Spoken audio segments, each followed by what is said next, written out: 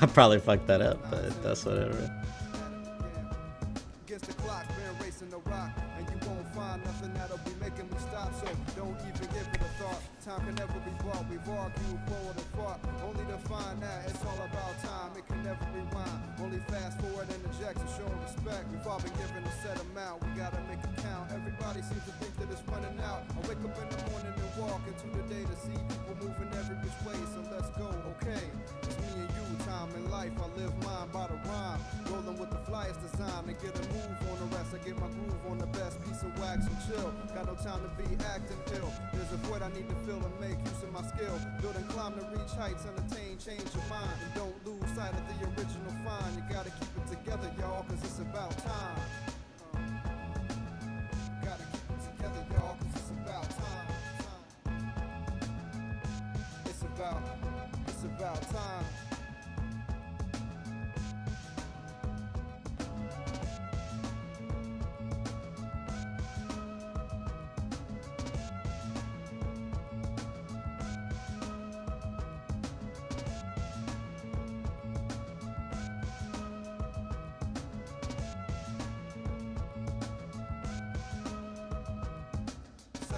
Hours, days, weeks, and months. Plenty of time on the pot to get the piece you want. If you really keep it real, then you cease to front. Put on a show for nobody unless it's on the stage with a mic, 2 decks, and some hype. Party people in the crowd, that's the kind of the light.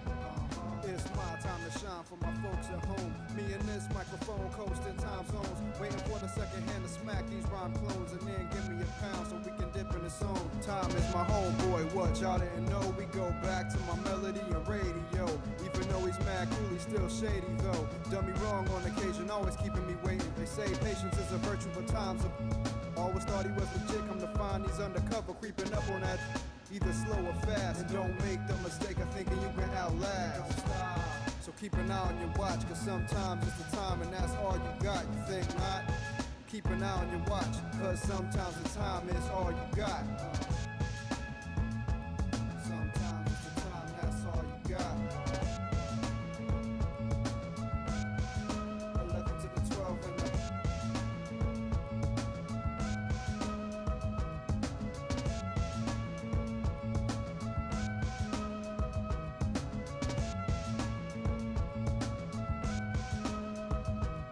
No matter how you measure, sunny, rain, or stormy weather, the time is gonna make it through whatever. It's never ended. I'm recommending that you pace yourself. Like me, if you need a hand, take some help. We all in this together, we can do whatever. Don't ever say you don't have time. That used to be a favorite excuse of mine. And there's no such thing as free time or spare time. Time is a constant. A lot of people don't know the time, so they take it for granted. They don't know what's going on the other side of the planet. Over there, they got a different time, a different frame of mind. No matter where you are, you're still just in time. Time is everything, most don't understand or comprehend. It doesn't have a start or an end. Just when someone's time is up, someone else's begins. Said it before and I'll say it again. Don't stop. We're just slaves to this word called time. Check your watch. I said it before and I say it a lot. We're just slaves to this word called time. Check your watch. That's the shot. Yeah. Yes, sir. Yes, sir. Is my audio good? Wait a minute. Let's turn that down a little bit.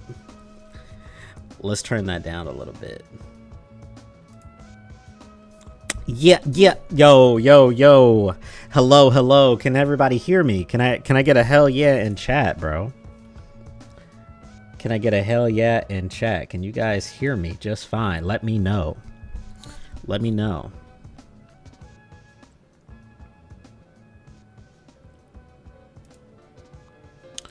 We're about to start getting into a vibe today. All right, let's go ahead and let's switch it up here. Oh shit!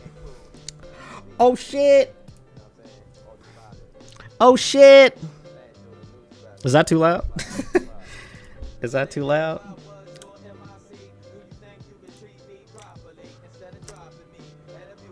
Okay. Do I need to sign into this? What the fuck is this? It's one of those. You know what? I won't worry about it. I won't worry about that. Yeah, I don't need that. What is good, chat? What is good? What is good? What is going on?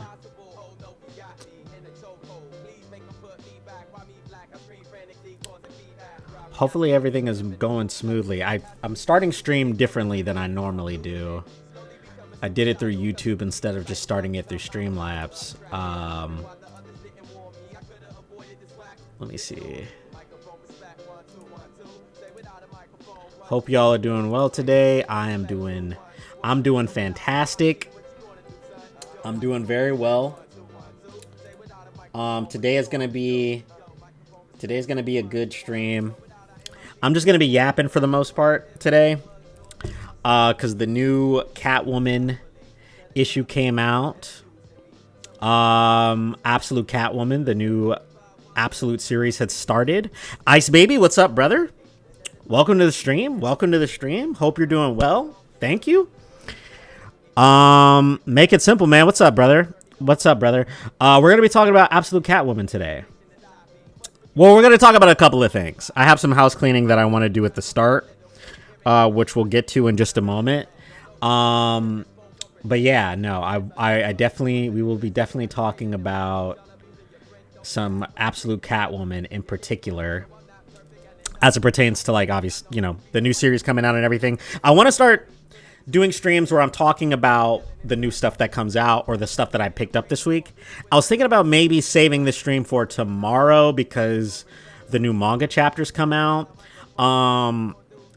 You know, so I could talk about like One Piece and stuff like that. I have read the new One Piece chapter because of the leaks, not the shitty leaks, like the text shit, but like the actual, like, you know, TCB scans. I did read it. It wasn't great. It wasn't very good. It wasn't very good. Let's do something about the music. It's a little too loud for me.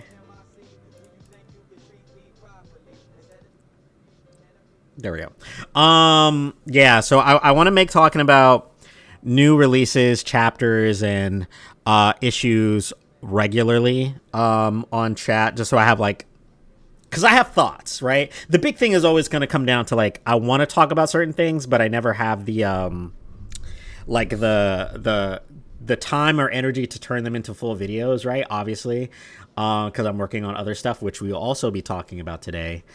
Some of the stuff that I'm currently working on that are coming to the channel. But yeah. So that's kind of just the purview today. It's just going to be talking about the new stuff that's come out. Obviously, I have the issues. I bought them, you know, hands on. So that'll be good. But how are you guys doing today, man? How are you guys doing? I feel like since I'm new to streaming, I haven't done this a lot. I don't really have a rapport with chat, right? Even for, I want to say maybe, like even in videos, right? Like people commenting, I don't really have like a community vibe. I think most people come to the channel because they like edits, they like me, they like, you know, whatever. But I don't really have like the camaraderie that I'm looking to have. You know what I'm saying? So I want to build something there. I'm not sure what yet, but we'll figure that out. Let's start one. Like, how's the weather for y'all? It's hot as a motherfucker out here.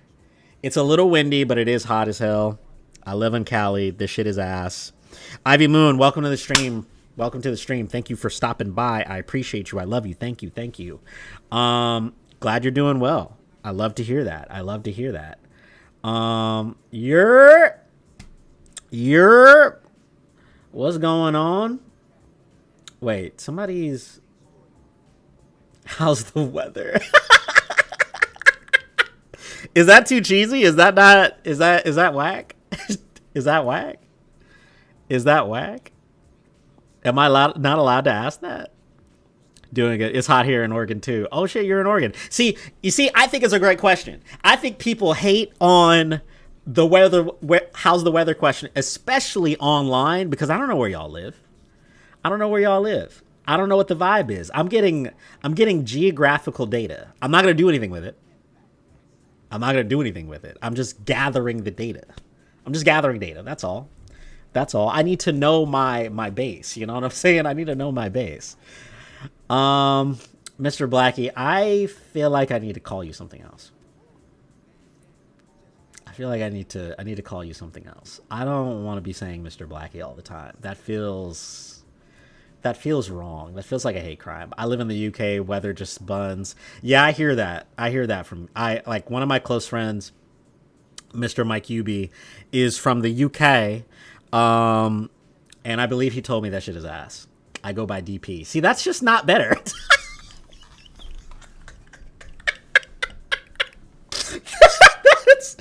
That's not better. That might be worse. I don't want to call you DP, bro. You know what? Mr. Blackie's fine. Mr. Blackie's fine. That's fine. That's fine. We'll do that. We'll do that instead. I take it back what I said. I take back what I said. Mr. Blackie's cool. Mr. Blackie's all the way good, bro. That's good with me. No hate. No hate there. No hate at all. Mr. Blackie's good. Let me know if stream is okay. Let me know if it lags. Let me know if I'm too loud. Let me know if I'm too low. I want to make sure everything is flowing smoothly here. I don't know if you guys are here for the previous chat. We did change up the setup just a little bit, just so that I can have a little more control on, like, you know, the framing and everything like that. Let me show you guys like what it's going to look like when we're looking at when we're going to be reading or like scrolling through stuff, because I also want to do live reads now, because there's like a couple of stories I have not read yet, and I feel like reading them on chat would be good for us to do. So where's it at? I have too many tabs open. Reading, here we go. See, isn't that nice? This is good, right? This is fly. Look at that. Bro, mock my initials. I'm sorry. That's fucked up, right? I didn't mean to do that. That was not my intention. I was not trying to make fun of your initials. I apologize. DP is just crazy. Is it not? Mr. Blackie, you're fine. I'm sorry. Are you just streaming on YouTube? For right now, yes. I will just be streaming on YouTube. Not for any particular reason outside of the fact that it's just kind of easier to do it there. For me right now. So that's pretty much it. That's pretty much the only reason why I'm doing it like that. I might go to Twitch, maybe. Let me know if you let me get my words out. Let me know if streaming on Twitch is the better move. Just for like, you know, for reasons for getting people in, and like if it's just a better kind of space for you guys to cultivate and stuff like that, that might be better, but who knows? DP is fire. DP is all right. Are we gonna call it? Is that what we're doing? We're gonna call him DP from now on? Fine. Mr. Blackie, you're now DP in chat forever. So I'm sorry. That's just what it's gonna be. That's what it's gonna be. All right, so enough of that. Let's get into the nitty gritty here of today. Ooh, I'm dark as hell. Okay. What did I want to look at? All right, let's stop the music. That's what I wanted to do. Okay. Once again, glad you guys are here. Thank you for coming. Love and appreciate y'all. You're the best.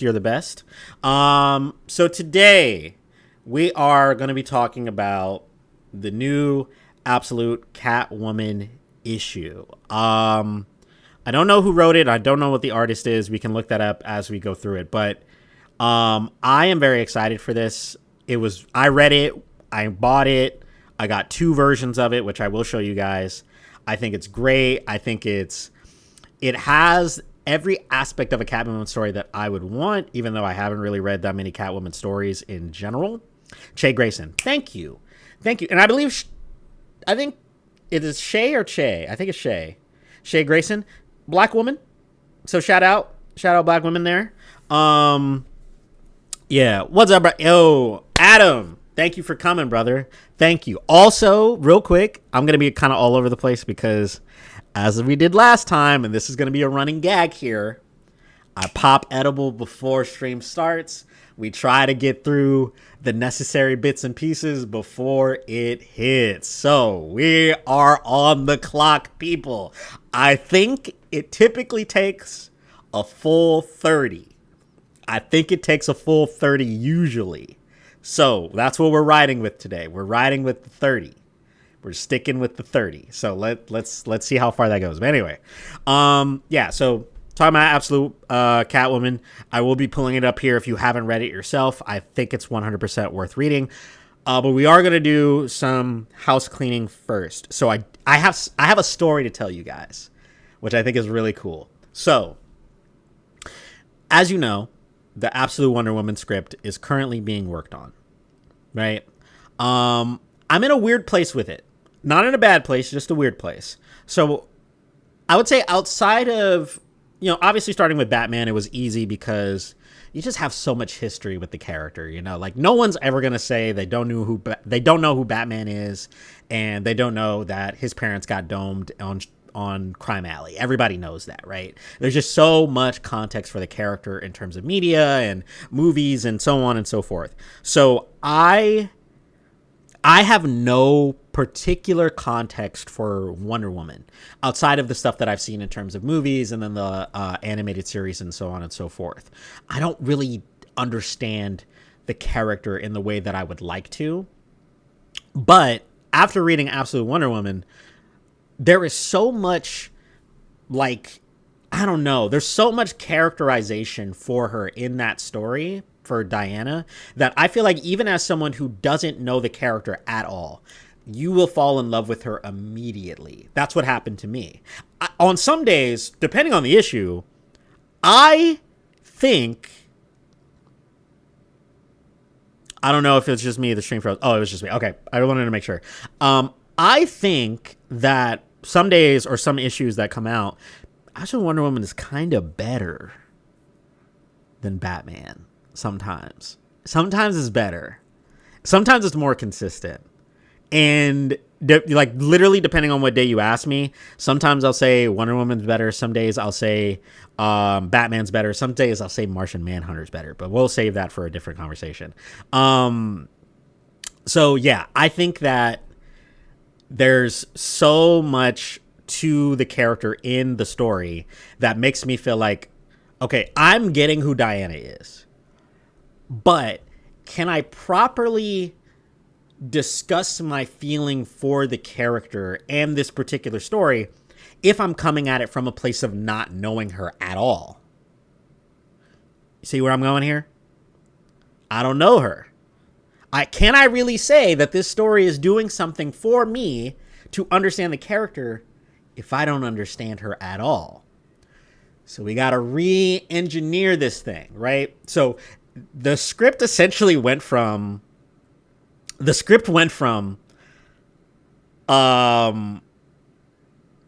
what is it?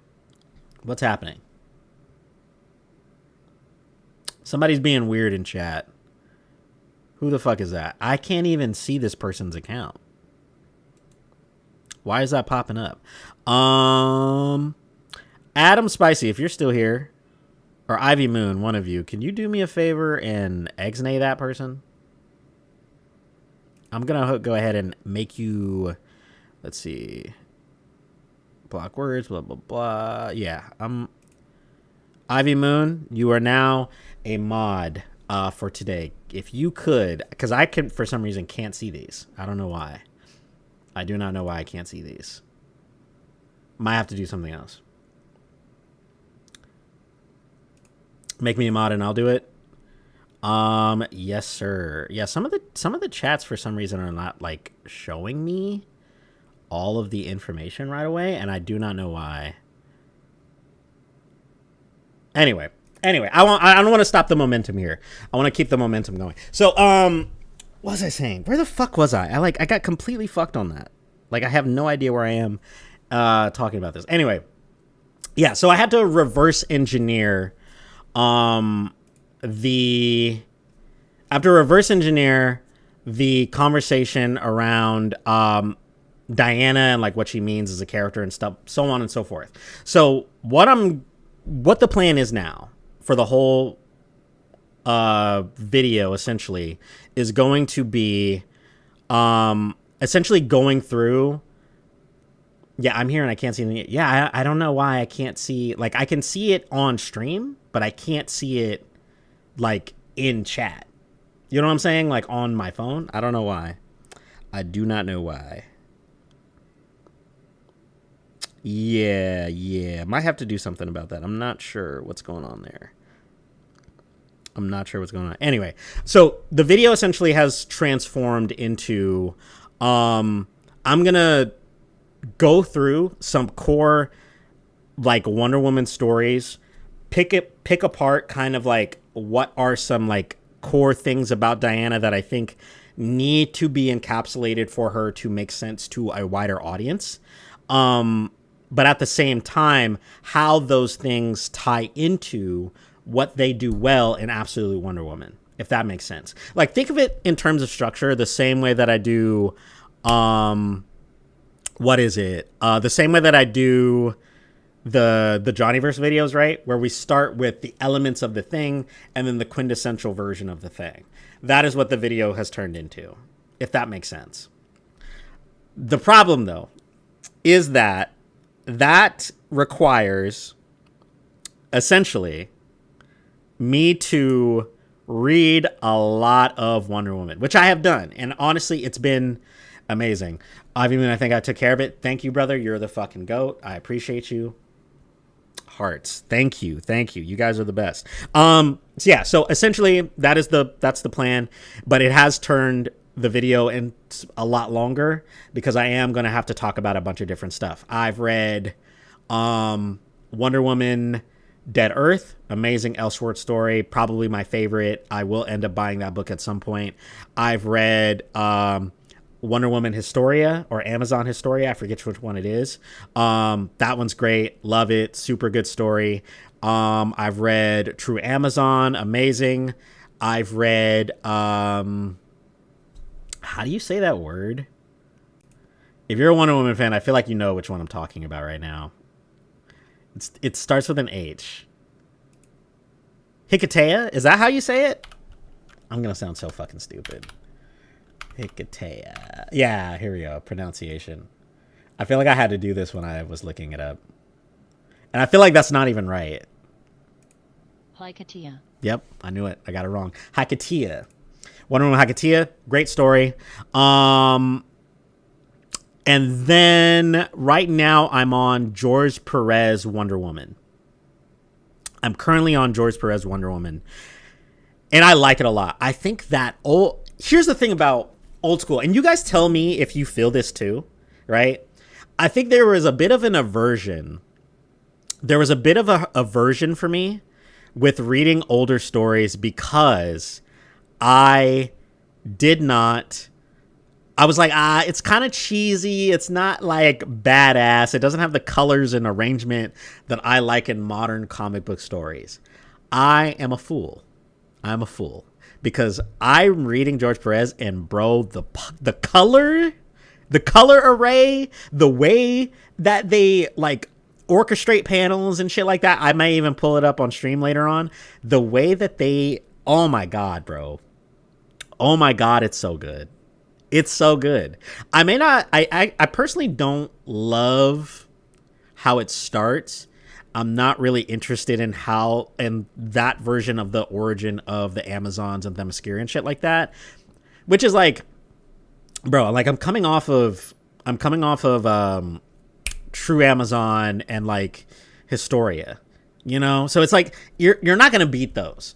Those are the current modern, like, takes on those, like, you know, story arcs and shit like that. So like, it's not, you have to run the gauntlet with that. You're just going to have to be like, all right, cool, whatever, right? No big deal. It's not as good as the other ones are, but it is the baseline. And then you're getting into the rest of it. I want to read more of it before I feel super confident in like getting into the weeds of the script. So it is kind of put the script a little bit in the back burner. I still want to get the video done before June. But it is going to take a little bit of time. So I really have to work on that. What is this? Damn, you a real fan for real? I feel like a comic book poser. Dude, it's really not that crazy. Like, I have a couple of friends now who, because I have started getting into comic books, and like other friends of mine also talking about comic books and people just being interested in character design, specifically with Absolute Catwoman, being like, yo, I want to get into comics. I don't know where to start. Legit, dude, my process has been, and I feel like this is the same for everybody, just pick a character you like, Google what are their top stories, and just read them. Just read them. You will eventually find something you either like, the first thing you may find you love or whatever, but then you just go from there and you just keep picking stuff until you get that, like, okay, I understand this character. I understand what I like about them. I under blah, blah, blah, blah, blah, right? I did the same thing with Batman. I'm still doing that, and I will talk about Batman because I have two books that I'm going to talk about in a second that is related to the story I'm telling. I forgot I was telling a story. We're 25 minutes in. The edible is not hit yet, but we are getting there. So let's keep going. But yeah, so the Wonder Woman video is taking a little longer, and there has been a wrench thrown into the video production process. I have been blessed by Jesus. The gods have looked kindly upon me this day, or the previous day. And I will explain in just a moment. I used to be that way, but I started reading older stories and falling in love with select stories. Yeah, I'm thinking like I might go back and read like Spider-Man. I might go back and read Spider-Man. I might go back and read like Fantastic Four, kind of like those older stories, because from what I've seen when I was just doing a little bit of Googling in terms of like old art styles for comic book reading, after reading a bit of George Perez, I was like, damn, some of these go so fucking hard. And I have not read a single Marvel thing since I've started reading comics. Not one. The Superman Spider-Man stuff doesn't count because those are crossovers. I have not read an individual Marvel story yet. I have 2 books. I have Planet Hulk, and I have I think it's Grant Moore. No, I have Daredevil Born Again. I have both of those, have not read them, so I will read them eventually. But though, bro, I gotta dive into some Marvel at some point. So maybe after the Wonder Woman video, I'll do some of that. But The Blessing, I read mostly events, then worked backwards on characters I like. Agreed. That is good. Reverie, your Wonder Woman video, I watched it while doing research. Good shit. Good video, brother. Love that shit. I believe it was yours, right? Am I bugging? I'm not bugging, right? I'm pretty sure it was you. Sound off, it was you. I don't feel like looking it up. I'm pretty sure it was you. I'm pretty sure it was your video that I watched. If you read anything Ultimate X-Men by Peach Momoko. Okay. I'll put that on the list. Thank you. The GOAT is live. Yes, sir. Thank you for pulling up. How do I say that? Yo. I'm dumb as hell. I don't know how to say that. I can't read. Nayanta cosplays. Nayanta. Yeah, I'm going to say that. I think that's what it is. Correct me if I'm wrong. I apologize. Holy shit. Thank you so much. Yes, bro. Good video. Love that shit. And I also was making sure that I watch stuff like that so that I'm not copying other people. So that like my shit is still organic. Do you guys actually want to see the thumbnail I made? I have 2 thumbnails. Only you guys will see this because you're here on stream. Nah, chill, man. Thank you, brother. Thank you. Let's see. Let's look into the vault here real quick. Where is it at? Okay. Yeah, I could show you guys this. Let's go to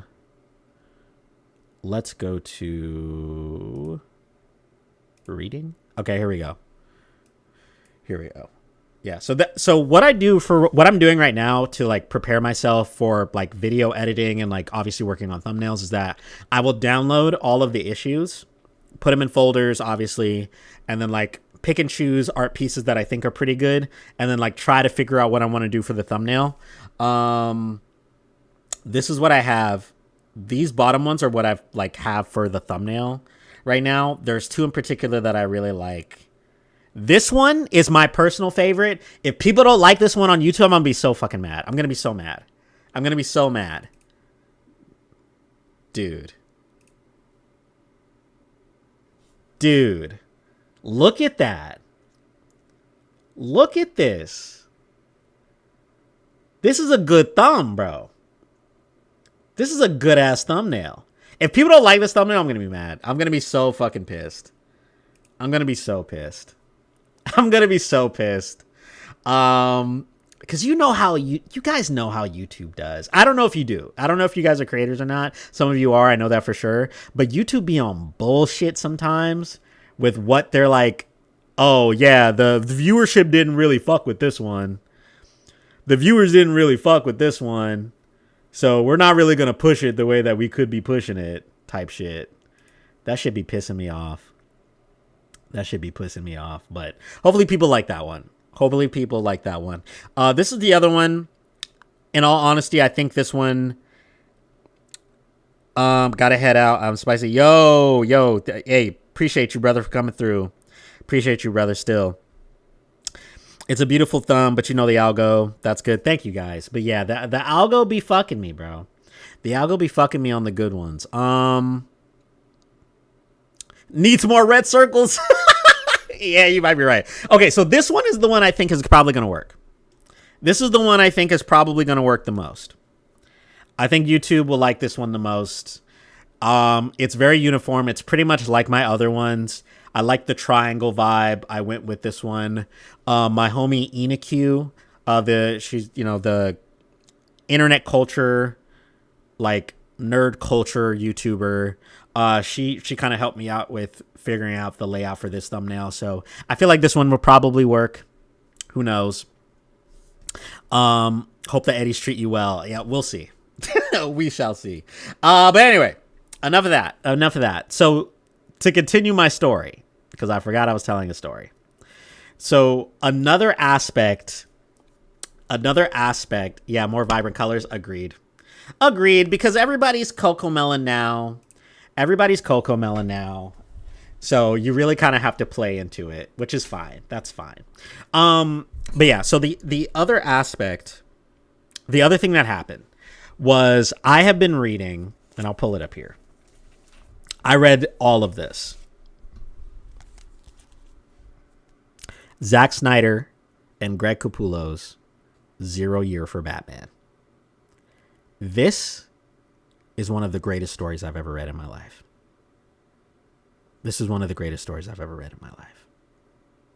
I will put this up against any Batman story till I die. I truly would. I would.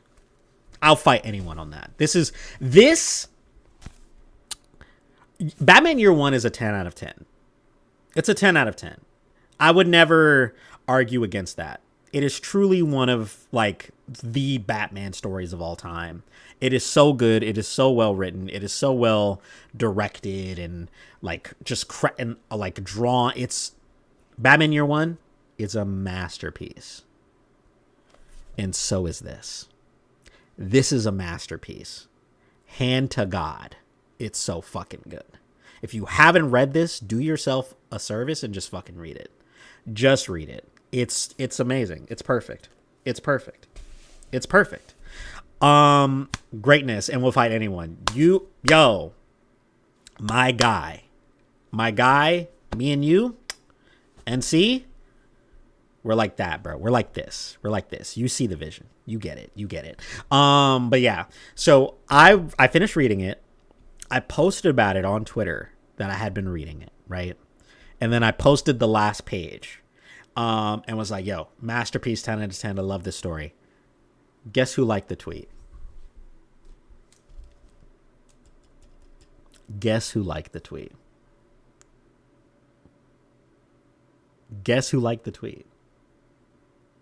I'll give you a second. Just think. Who could have liked the tweet to be enough for it to be a conversation? Yeah. Scott Snyder himself, the writer, liked the tweet. And no big deal, right? I'm a groupie. I'll own that. I'm a little bit of a groupie. Just a little bit. Just a little bit. I like when the people who make shit that I like fuck with me, right? And not necessarily that he fucks with me. He just fucked with the tweet, me shouting out his work, right? But then after I had read it, I spoke to some people about it. I slept on it. Quit edging, right? I slept on it. And I was like, bro, I gotta make a video on this. There's so much here. There's so much here in terms of story, structure, and all of it. Like, this story is a video for me in a way that like other stuff have been a video for me for like Johnnyverse, right? Like, there's something there that I think like I need to express. I need to get out, right? And I've formulated a way to do it in my head.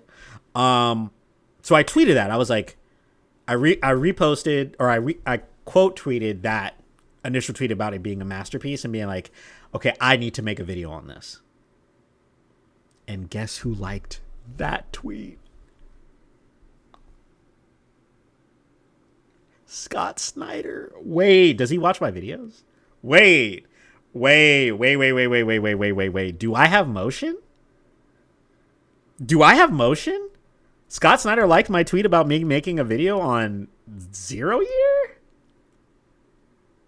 Is that motion? Wiggling his toes, yeah. Yeah. Deadass. So now I'm in a pickle. Now I'm in a real conundrum. And again, let me know if I'm too loud. I think I might be too loud. Because that shit is peaking. Turn my mic down. I might be in a pickle. I think. I do not know if I should... I don't know if I should make a video on Batman Year One, or like the way that I want to do it first, or should I do the Wonder Woman video first? That's where I'm at. That's the problem. That's the issue I'm facing right now. I do not know. Chat is just low-key delayed. Okay. Like, how delayed? Like, is it choppy? If it's a little delayed, that's fine. I'll figure out ways to circumvent that later. But if it's choppy, that's a different situation. I want to make sure that that's not happening. Europe.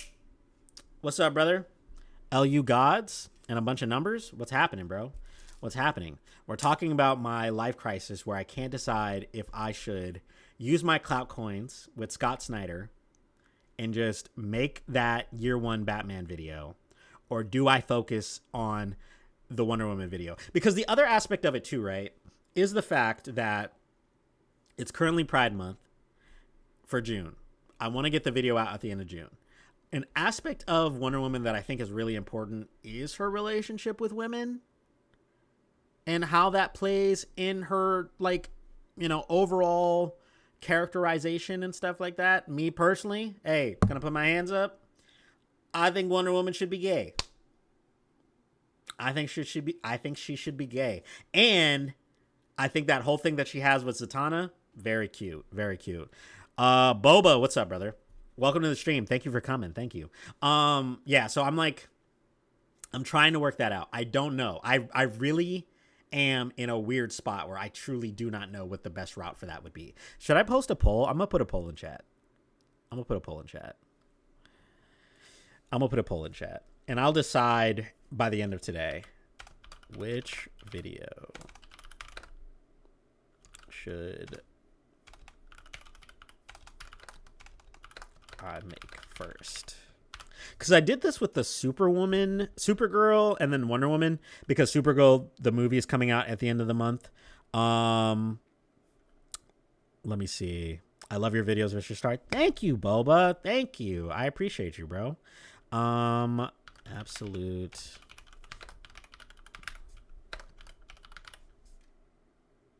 I spelled that wrong because I'm an idiot.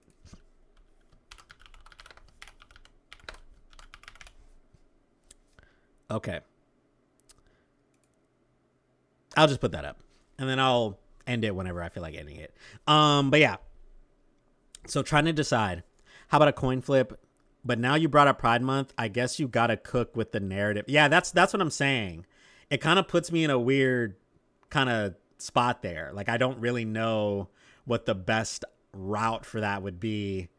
So I really kind of, I have to figure that out. But anyway, it's not a big deal. But it is really cool that Scott liked the tweet. I hope that means he's seen my Absolute Batman video. It kind of was a love letter to him, and the work he's done and the series itself. Yeah. So anyway, so that's kind of where I'm at with that, trying to figure that out. Hopefully, whichever route I go, it still ends up being good. Obviously, like, one or the, they're both going to happen at some point. It really is just a thing of like, which should I do first? So that's what I'm trying to figure out. But yeah, so Batman Zero Year, I think, is definitely worth a read. If you haven't read it, please check it out. It's amazing. It's a 10 out of 10 masterpiece. I am now currently reading Gotham Central.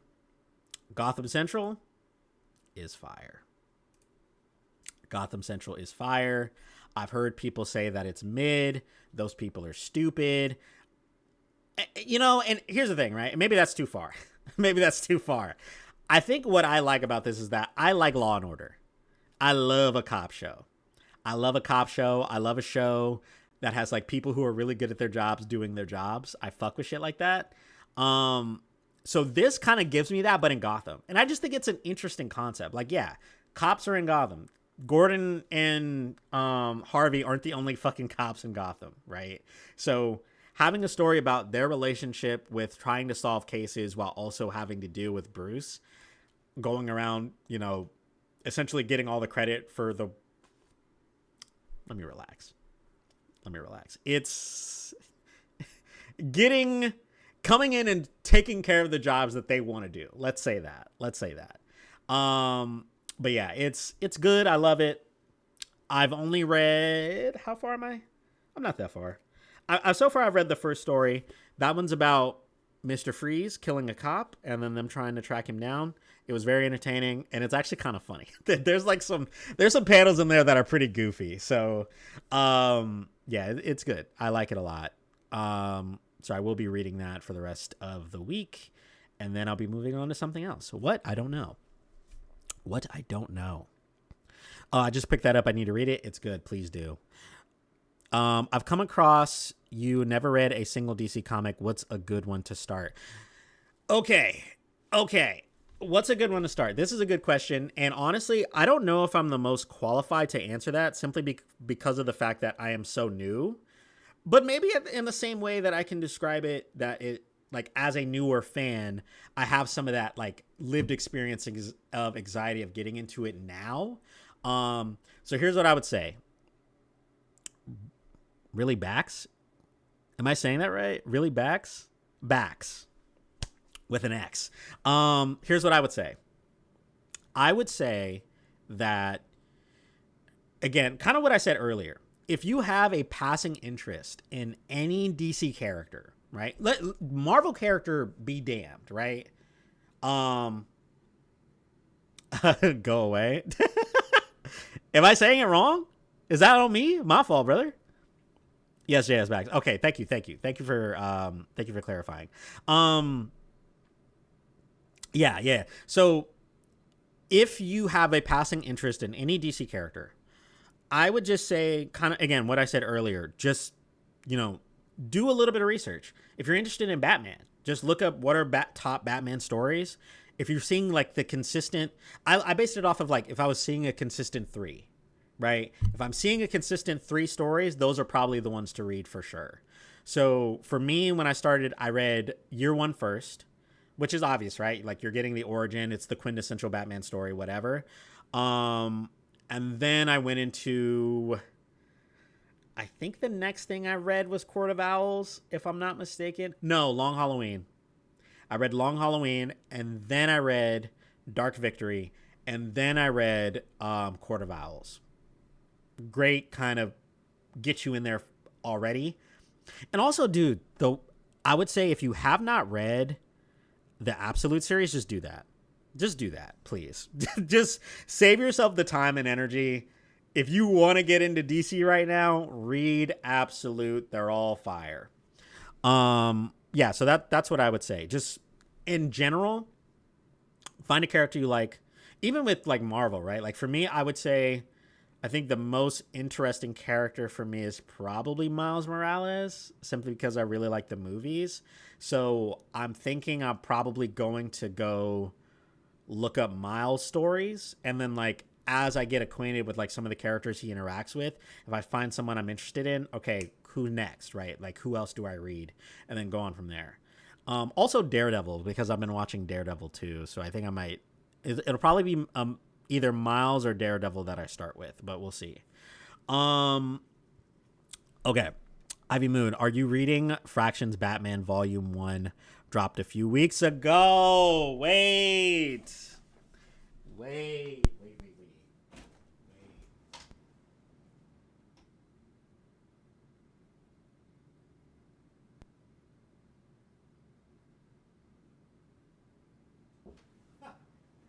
You ain't gotta tell me twice.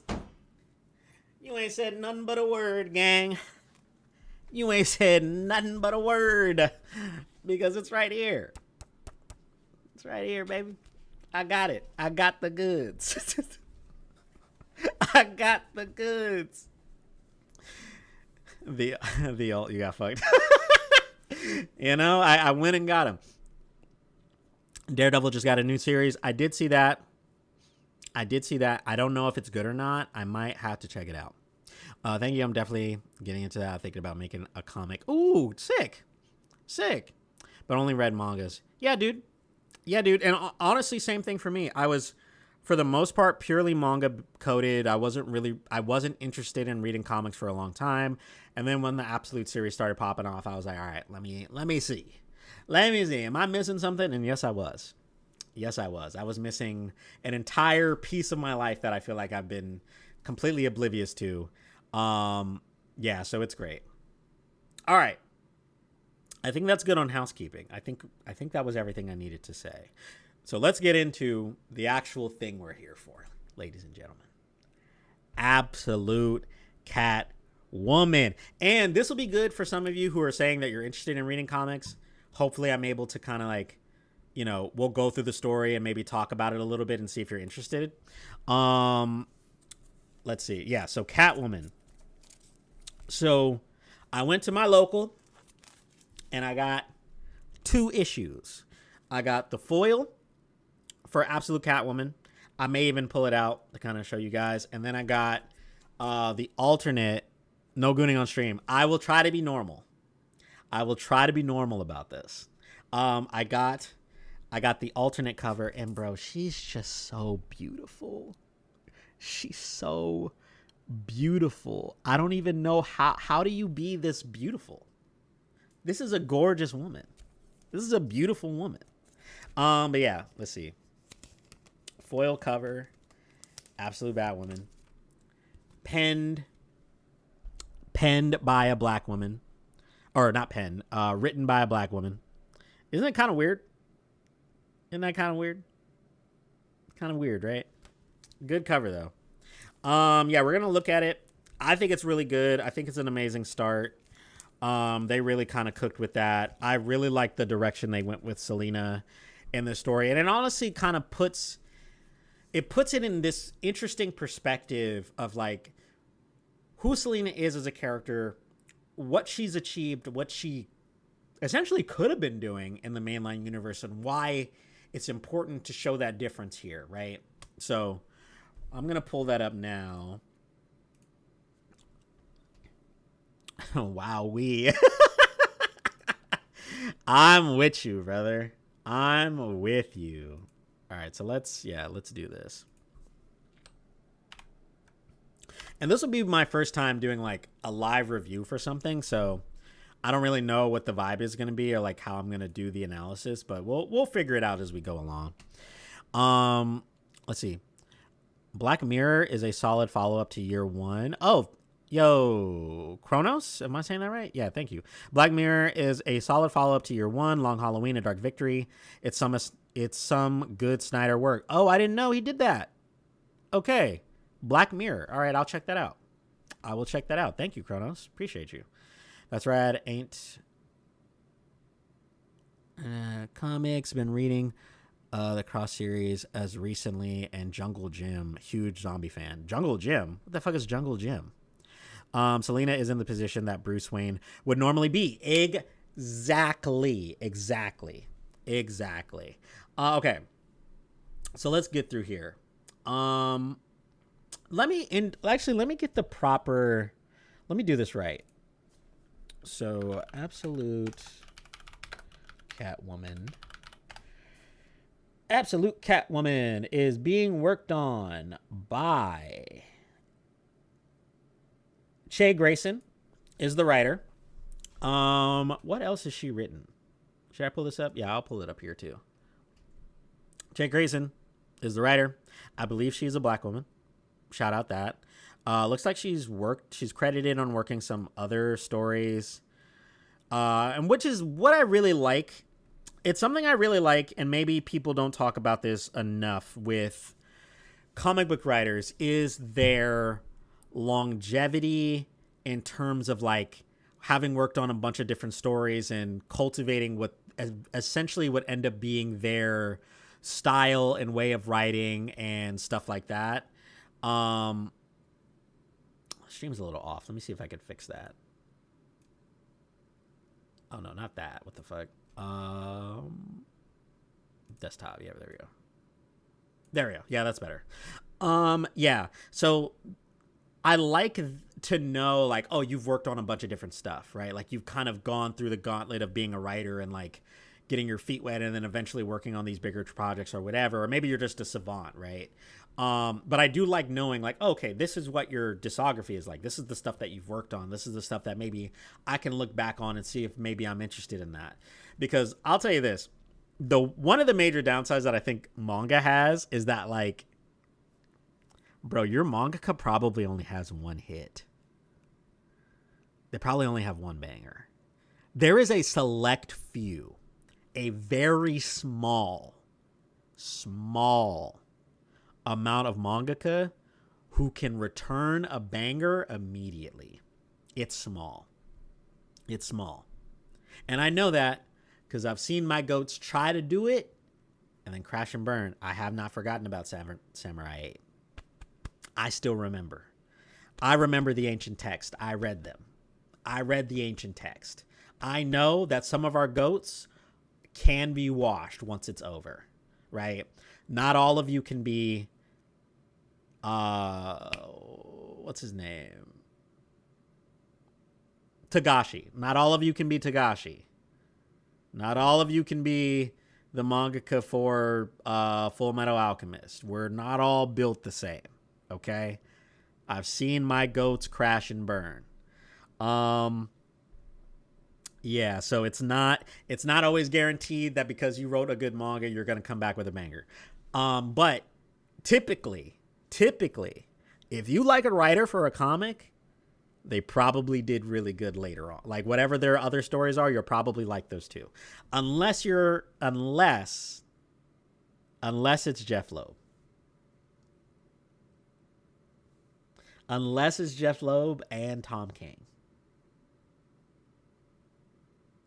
Unless you're those two guys, those two fucking gremlins, you know. Ooh, you know what I mean? You can have a hit like Naruto and then have that one manga that flopped hard. Yeah, basically. Most manga could get burnt out really quickly, especially the ones for Shonen Jump. And which is, I think, is a fair criticism, right? Because the expectation is you churning back new issue after, or new chapter after new chapter after new chapter. So your ability to come up with those like consistent story beats and stuff like that when you're always having to produce can definitely affect your work. I think monthly releases is the way. I've always kind of felt like that, and comics have really kind of solidified that ideal for me. Monthly releases kind of are the way, unless you are doing something that warrants like a 1 week return. You know, like early Dragon Ball, Yu Yu Hakusho, bro. Early One Piece, early Bleach even, right? Like you could tell at the beginning that the creation of the story is supposed to be more lenient on the concept of okay, this is a new story, weekly release. We're not going too crazy on the story elements. We're just kind of getting you into the world and all of these different minor scenarios, so on and so forth. And then you keep going, and then you got to follow up with like more and more and more and build. And then you got to get to the end and make sure that lands. And it always gets weird. It never doesn't get weird. It always gets weird at that point, right? Because ending a story is hard. I truly don't feel like manga fans appreciate this. I don't feel like they appreciate it in the way that they do. And I'm going to go back to this. I do not feel like manga fans appreciate how difficult it is to end a story. Because it is hard. It's hard. For any story, really. For any story. But truly, think about having to conclude 700 chapters worth of story.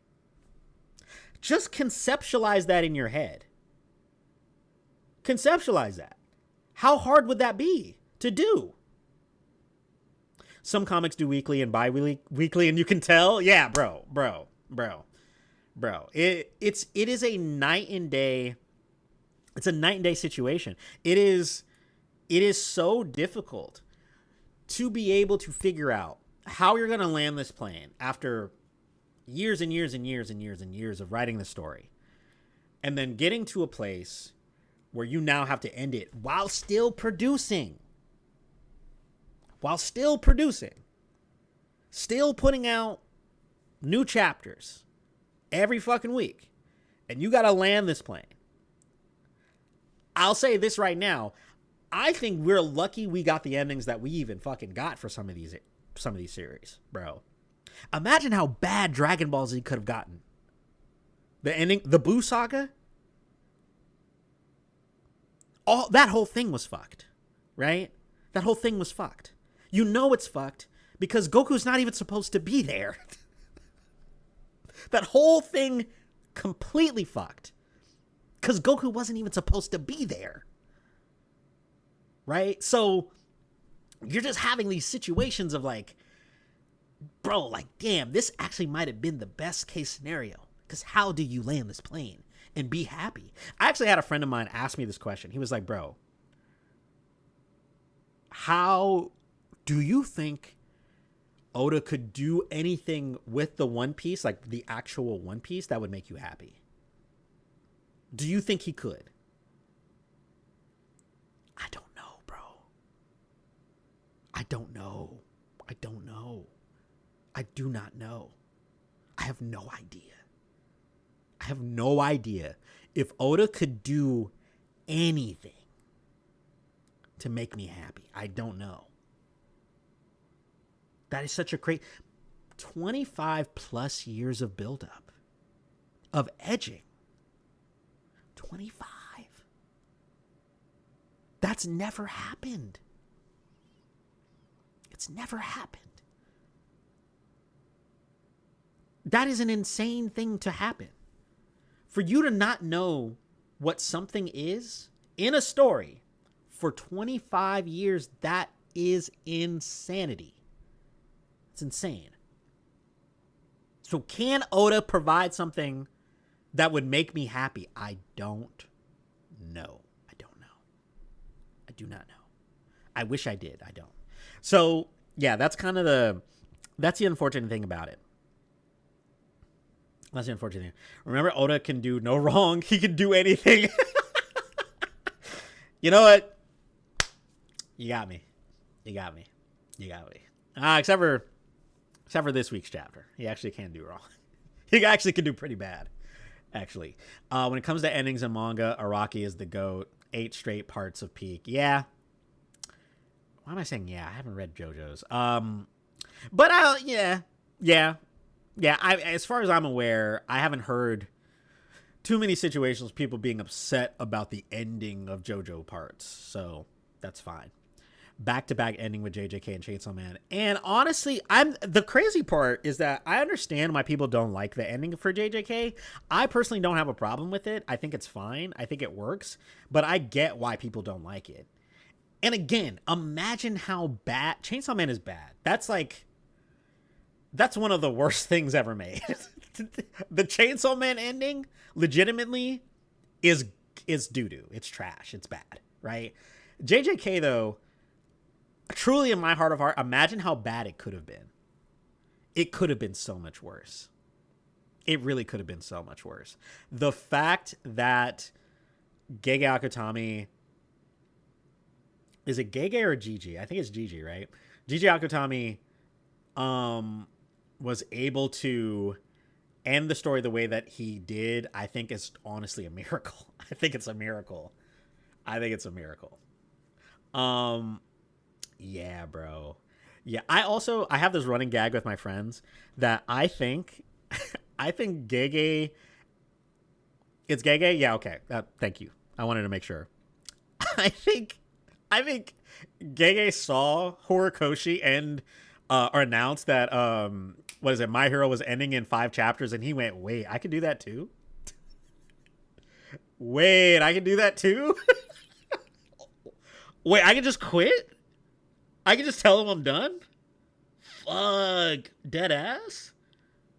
Because I don't want to do the Heian era backs. I don't want to do the Heian era back flashback. I could just quit. Fuck. Dude, I'm putting my 2 weeks in tomorrow. I'm putting my 2 weeks in tomorrow. Oh, God. You could just do that? Yeah, dude. Fuck yeah. I'm out of here. Yo, Jujutsu Kaisen ends in 5 chapters, bro. We're done. It's over. That shit is so funny. An ending will always make someone tweak out. Yeah. Because you can't please everyone. You can't. It's impossible to please everybody. You're not going to do it. You might as well not try. Just make something that you feel like is emblematic or says the thing that you've been trying to say with your story the whole time. That's it. That's your only job. That is really, as a writer, your only job is to write an ending that says the thing you've been trying to say the entire time. That's it. That's the only job of an ending. If you do anything outside of that, you fucked up. You fucked up bad. Honestly, I think you can use this philosophy or this frame of thinking for pretty much any of the endings we've gotten so far, right? Like, really think about it, right? What is Naruto trying to say at the end of the story, right? That through enough hard work and passion and care for people, you will get to where you're trying to go. If you believe in yourself and put in the time and effort, you will go where you're trying to go. That is the thing Naruto is trying to say, right? And I'm not even here to argue of whether or not he actually does that. He does. I don't want to do that. I'm not doing the Rock Lee thing. We're not doing that in here. This is an anti-Rock Lee was the protagonist zone forever. This is an anti-Rock Lee was the main protagonist zone. I want you guys to know that. I do not fuck with that. Naruto did do it. Sure, human willpower is God intended. Legit. On God, for real. The Dragon Ball ending was surprisingly good. I'm going to talk about that, right? I will talk about that. So when you look at the ending for Naruto, what are the main components for how you process that? Is through the relationship between Naruto and Sasuke and Kaguya. Even though I think the Kaguya stuff is really messy, I think the real problem there is that how do you, let me see, the edible's hitting now and I'm losing myself in my thought. Okay. All right. So I'll put it to you like this. If the ending section of Naruto, right, you're supposed to have that conversation about hard work, dedication can get you to where you're going to go no matter what, right? How do you make that make sense with the main protagonist or main antagonist being Madara? How? It doesn't work. That doesn't work. It could have never been Madara. That does not work. Even though Madara's amazing, he's amazing antagonist, right? Amazing antagonist, and nobody told fucking Kishimoto to what is it? To make Madara the main villain. Like that, obviously, right? Nobody told him to do that. But in truth, if that is supposed to be the lesson of Naruto, Madara is an awful antagonist for that speech. That doesn't work for him because that's not his thing. He never did he say hard work and dedication is not going to get you where you're trying to go. He never said that. So you create a villain who's literally just, I created all chakra and my existence is the reason why you all exist and blah, blah, blah. So that you can then have Naruto say, our history is our history. Right? Because Madara was never coming to say, yo, I orchestrated the entire ninja world. He was never saying that. Right? You needed to create a vessel for that concept so that Naruto can then say that. Right? Naruto always had the theme of characters being tools, from Haku to Itachi to Madara. Yeah, exactly. So you just, that line was just gonna keep going and going and going and going and going and going, right? It was just gonna keep going.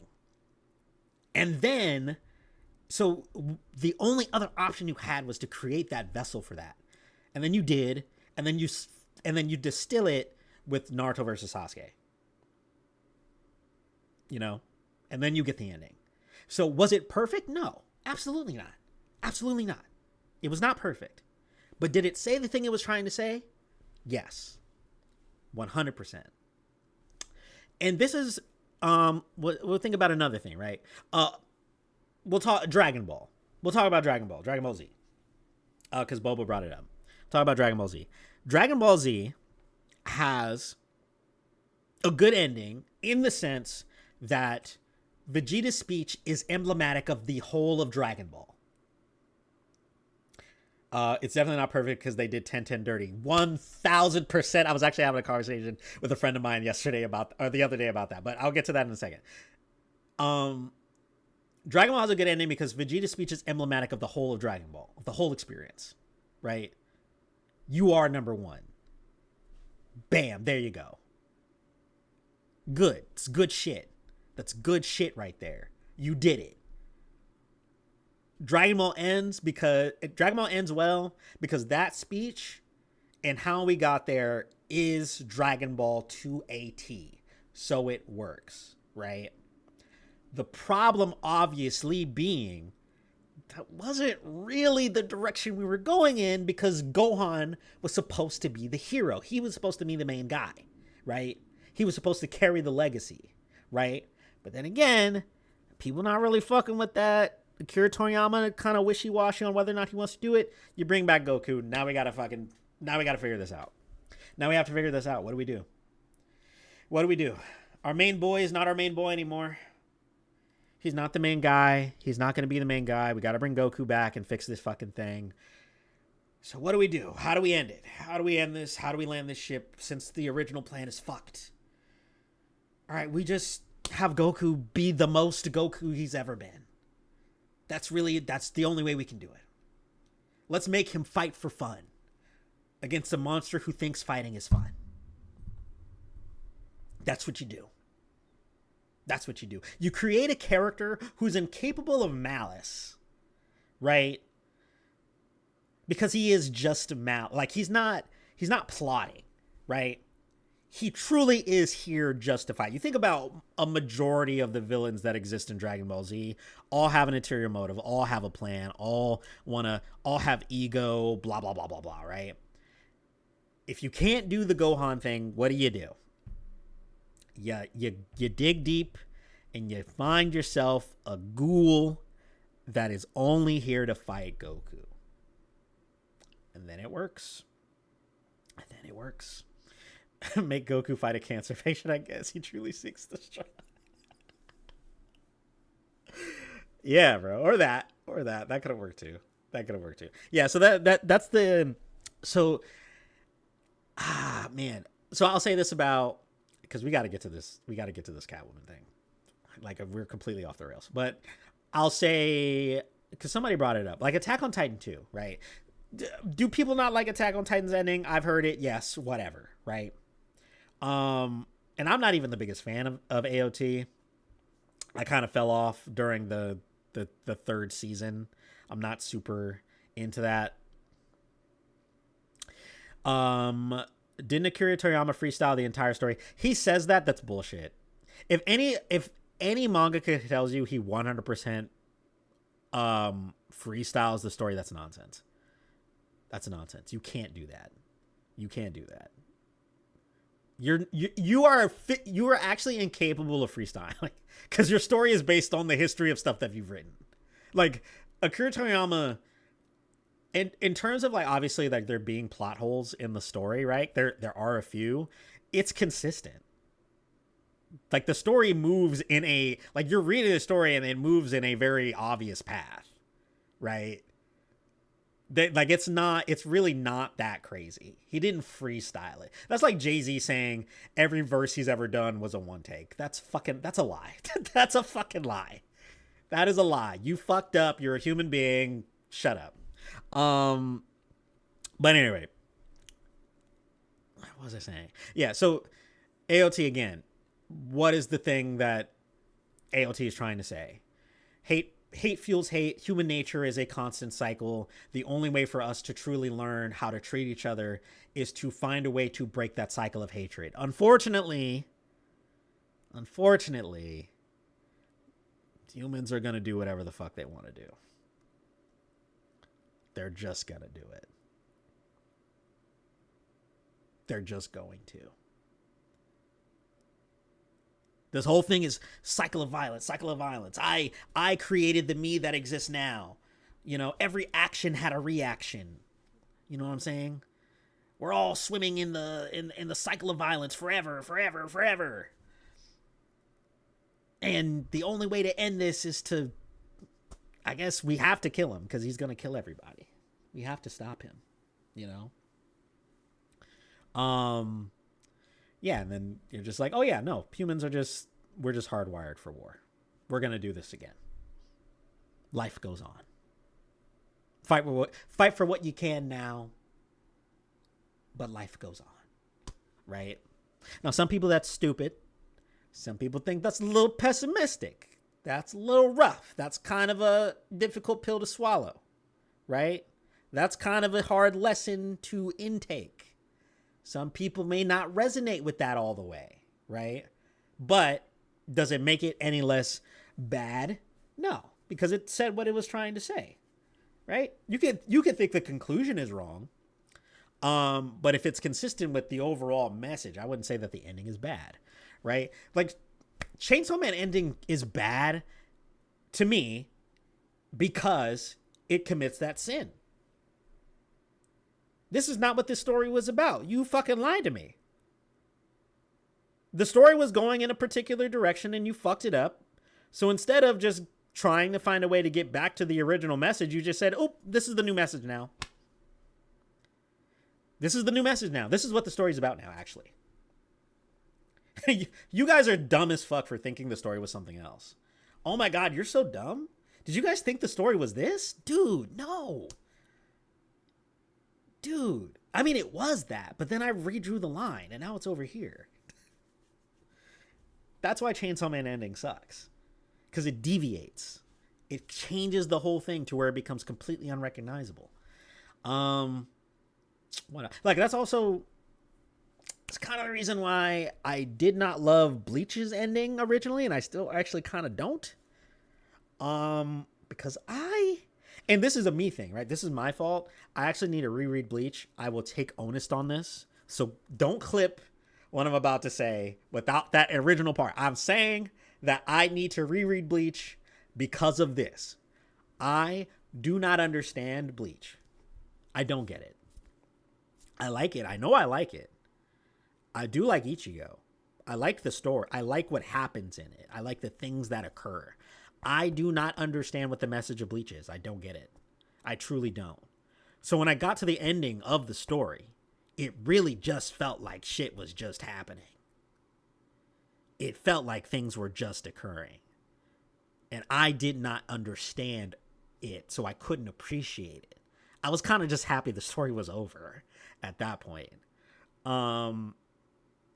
Yeah, so I didn't love it. I didn't love it for that. So yeah, that kind of bothers me overall. But again, I know that's a me thing. I have to kind of reconcile that. When Catwoman, yes, I'm sorry. We are going to get back to it. I just had that little tangent about endings and shit like that. Let me respond to some of these comments. Let's see. Fujimoto realized halfway through part 2 that they lost their recipe book and decided they were making lasagna instead of pasta. Basically, bro. That is probably the best encapsulation of that whole situation. Like for real. All right, but yeah, let's get back to this. Let's get back to Catwoman.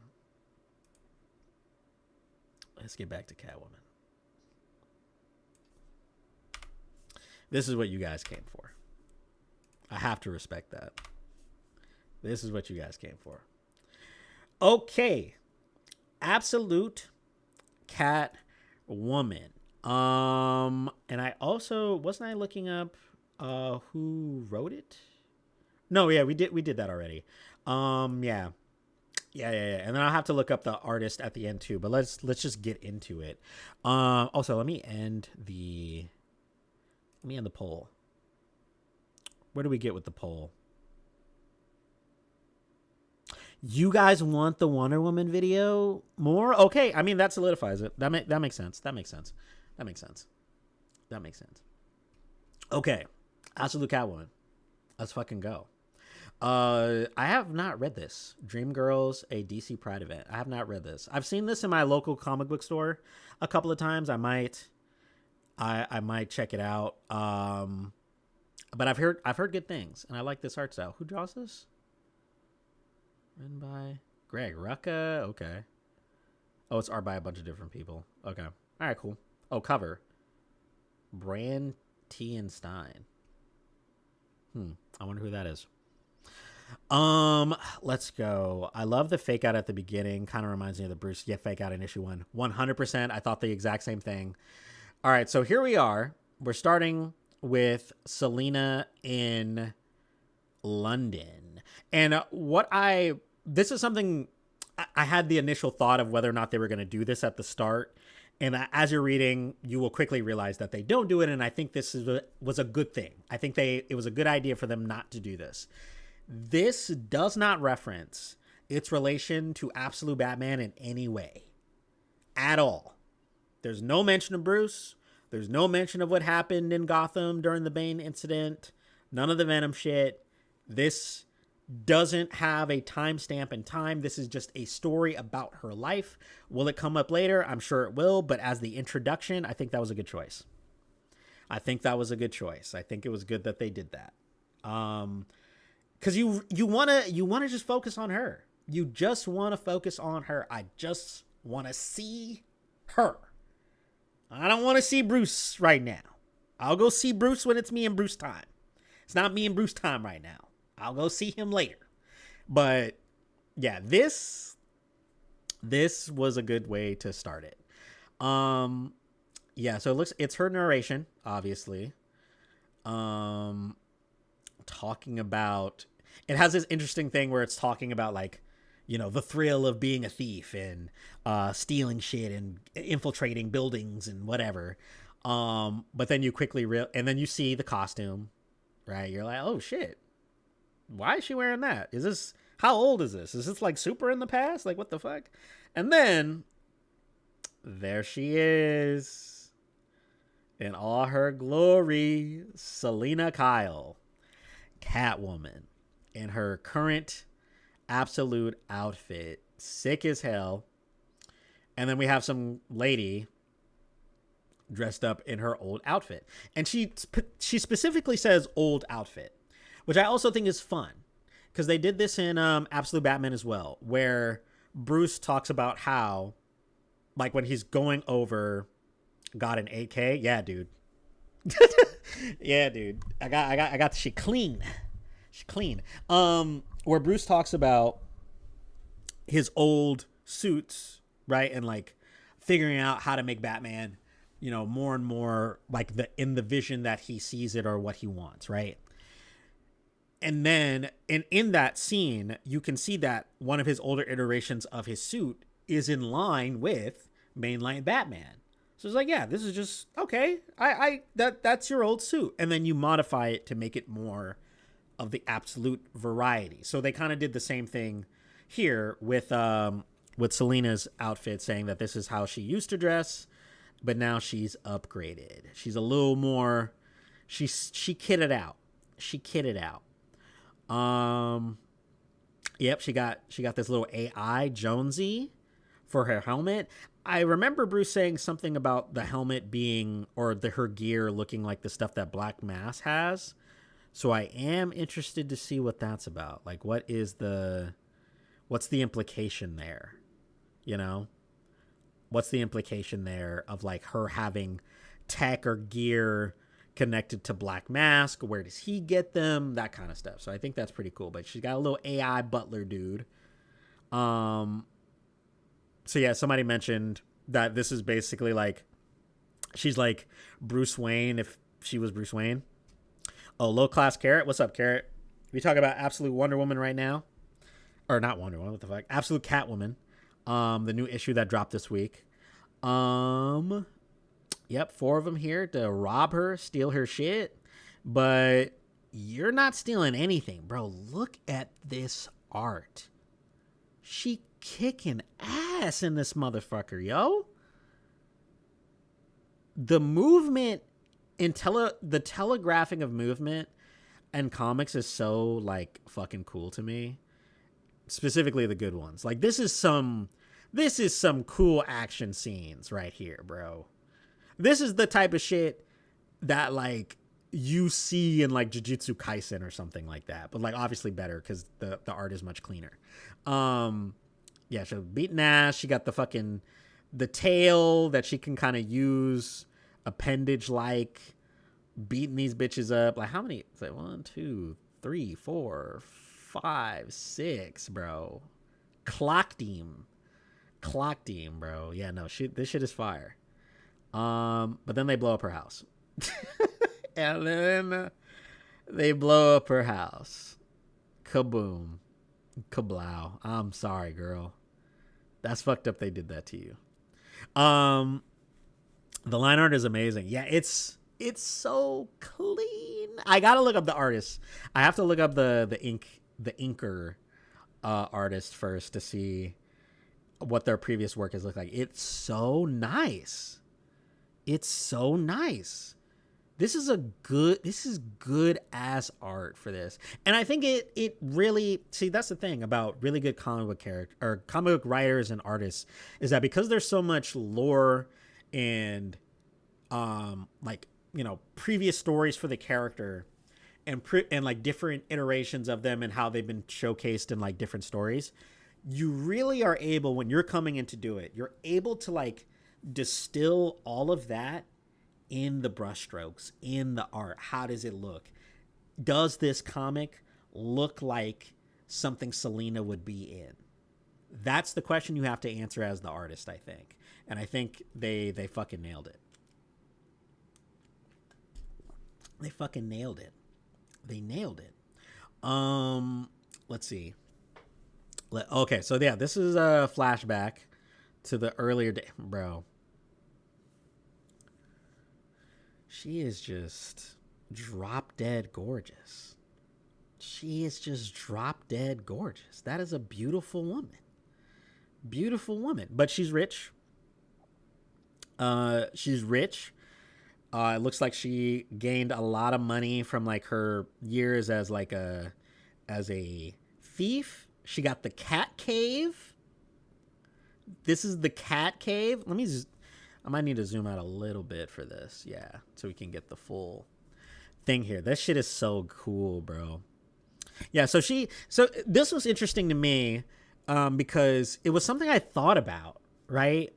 In the mainline universe, Selina's kind of low key. All of her gear and gadgets are very kind of like simple. They're not crazy. She doesn't have a bunch of stuff. It's really just her and her whip and then her fucking claws, right? But here she's got all this fucking tech and she's fucking rich and whatever. And it made me like, bro, Selena in the mainline universe, why are you broke? Why are you broke? Where does all that money go that you make? Now, my theory is, and obviously I need to read more Catwoman stories. My theory is based on her previous iterations and other stuff. It's kind of like, she's kind of like Nami, you know? She's like, I got all this money, but I always like either give it away or I have to pay somebody or I use it as a way to get out of a bad situation, so on and so forth, right? That's kind of the situation she's in. Like, she steals so that she can get riches and she likes pretty things, but also it is kind of hard to make your way out of the mud as a like when you live in Gotham, right? When you come from nothing. That's kind of the thing. She's not exactly broke. She just tends to be low profile. Okay. Yeah, so maybe she's just not flashy with it. Yeah, maybe that's it. Maybe she's just not flashy with it. But here's my thing, though. If you're not broke, why are you still in Gotham? Why are you here? She also supports the girls in the street. Yeah. I figured that. I figured that as much. Yeah, but if you're not broke, I get why Bruce is here. Because he's a freak. He's fucking crazy. That's why Bruce is still here. Why are you still here? Selena, you don't need to do that. You don't need to do that. You don't have to stay here. You can leave. You can send a check in the mail. Like, you don't have to stay here. She's a Gotham for the love of the game. It feels that way. It definitely feels that way. But yeah. Yeah, so she got the Batcave. Very cool. Flashback even further to when she was in Gotham City. Yeah, so this Selena is Cuban. She comes from Cuba. Her last one, she was in London. Oh, okay. Maybe the amount of valuable stuff? Possibly. There always does seem to be like a rare diamond in Gotham for some fucking reason. That is a good point. There's always a rare diamond in Gotham for some fucking reason. They got to stop putting their diamonds there. Let's see. Yeah. So this Selena's Cuban. She's an orphan, and her family shipped her off here. Obviously, I'm assuming to live a better life. You're going in the streets of Gotham. People are shitty. You're getting attacked by weird, ugly old men. But you're like super smart and acrobatic. You fuck with cats. This is who you turn into. I don't know if anyone personally relates to that story, but just saying. That's what happens. That's the person you become, you know? But I think this is really beautiful. I think this is a really interesting way to write her, that I think stays in line with how she's always kind of been, you know? Like keeping to that, I come from nothing. I know what it feels like to be like on the outer fringes. I know how terrible men can be. And my lived experience through race, gender, all of those things play a role in that. So I think making her Cuban and come from this background was a really interesting choice, and I think it will carry a lot of weight going into the rest of the story. So I'm interested to see how that evolves. Yeah, great choice there. I think that was a really good choice. Let's see.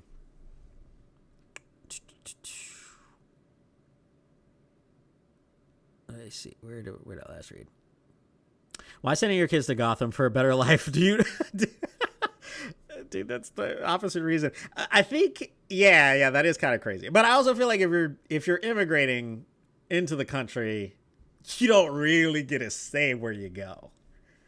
You know what I'm saying? I don't think you can be like, I think I want to go to Wisconsin. I don't think you can do that. I don't think you're allowed to do that. That might be out of bounds.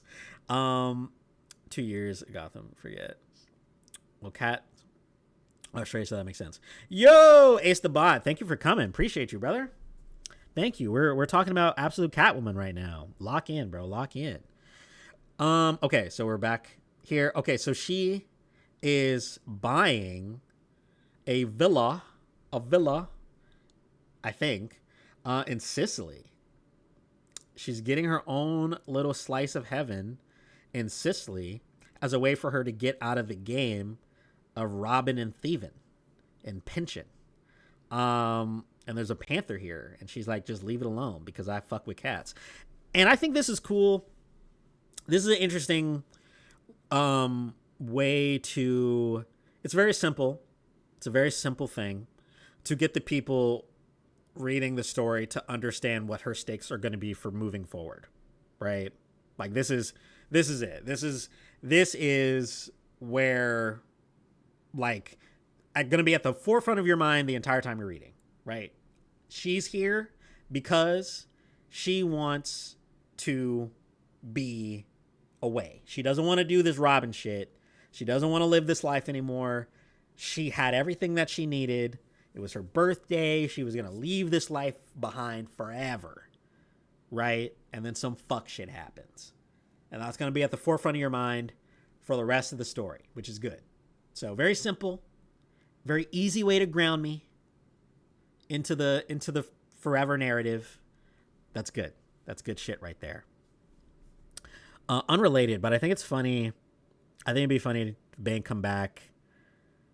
5.5. Yeah, make him short. Yeah, make him tiny. Make him tiny.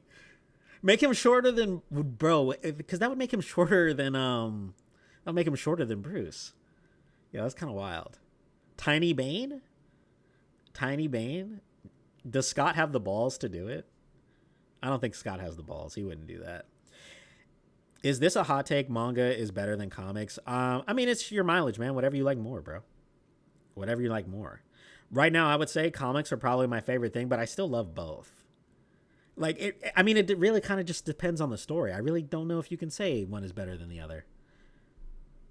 Yeah, I don't think there's a way to quantify that. I don't think there's a way to quantify that. Very on the nose with she just want to be left alone. Yeah. I mean, it's in the writing. You know, it's in the writing. It's right there. It was right in front of your face the whole time. Again, Selena coming back being fine as hell, talking about how she don't want to go out and stay at home and drink. Baby girl, we could hang out and stay at your place anytime. Whatever you want to do, I don't care. I'm down. But then, I thought this said Harley at first because I can't read. I thought this said Harley at first because I can't read. And I was about to lose my shit. I was like, wait, Harley Quinn? But you're bald now. What the fuck? You're bald now. And then I was like, no, that says Holly. And I was like, do I know a Holly? I don't. Is this a new character? Is this an OC? They have some tension, obviously. Looks like they have some history. You know, what's that about? Ooh, she got a black eye. What the fuck happened there? A dyslexia hit hard? Yeah, it do. I'm sorry. Yeah, it do. It really do. What's going on with the Shiner? Cuts back. Apparently they've been friends forever. They've been homegirls since forever.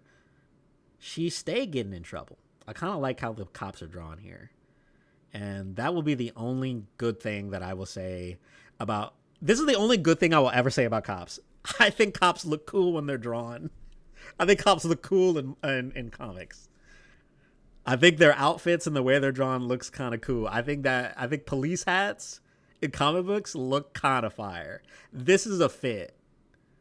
And I'm honestly kind of mad cops are allowed to just own this fit forever. This shit kind of go hard a little bit, but whatever. Let me see. But I do like how manga have only on continuity. Comics have 20 versions while manga have one story.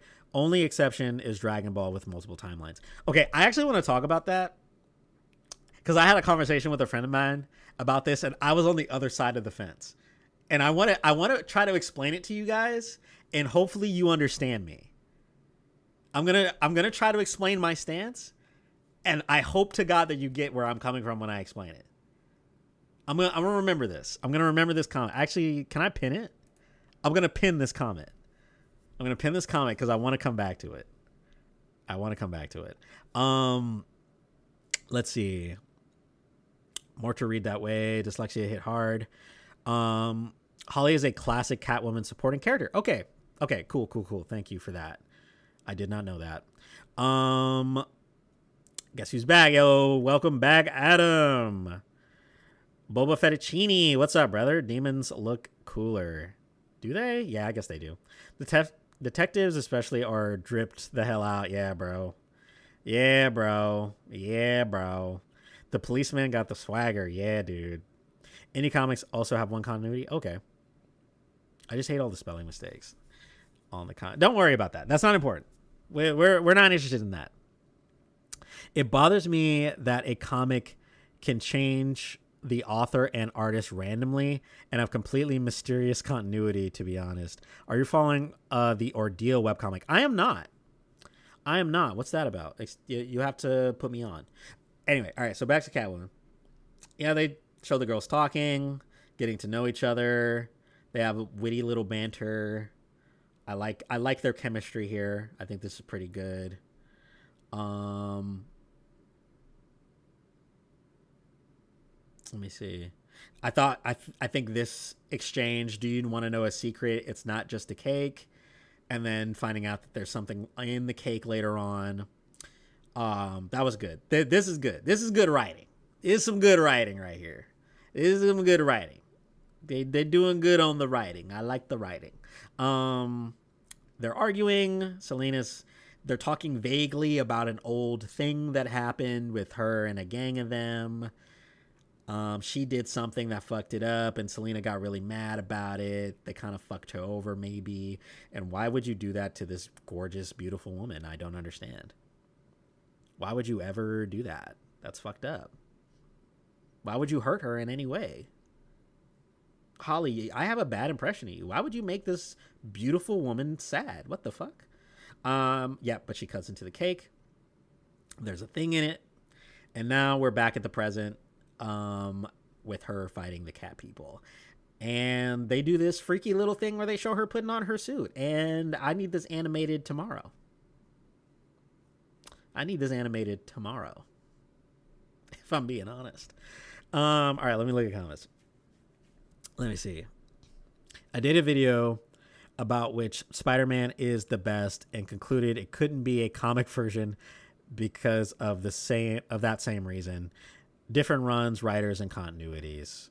Wait, I just realized I've been reading this shit right to left instead of left to right. Yeah, that is kind of jarring, right? That like you have to kind of, when you build up that natural, muscle memory of like reading left to right and then having to come back, sometimes it does kind of fuck me up. That does happen.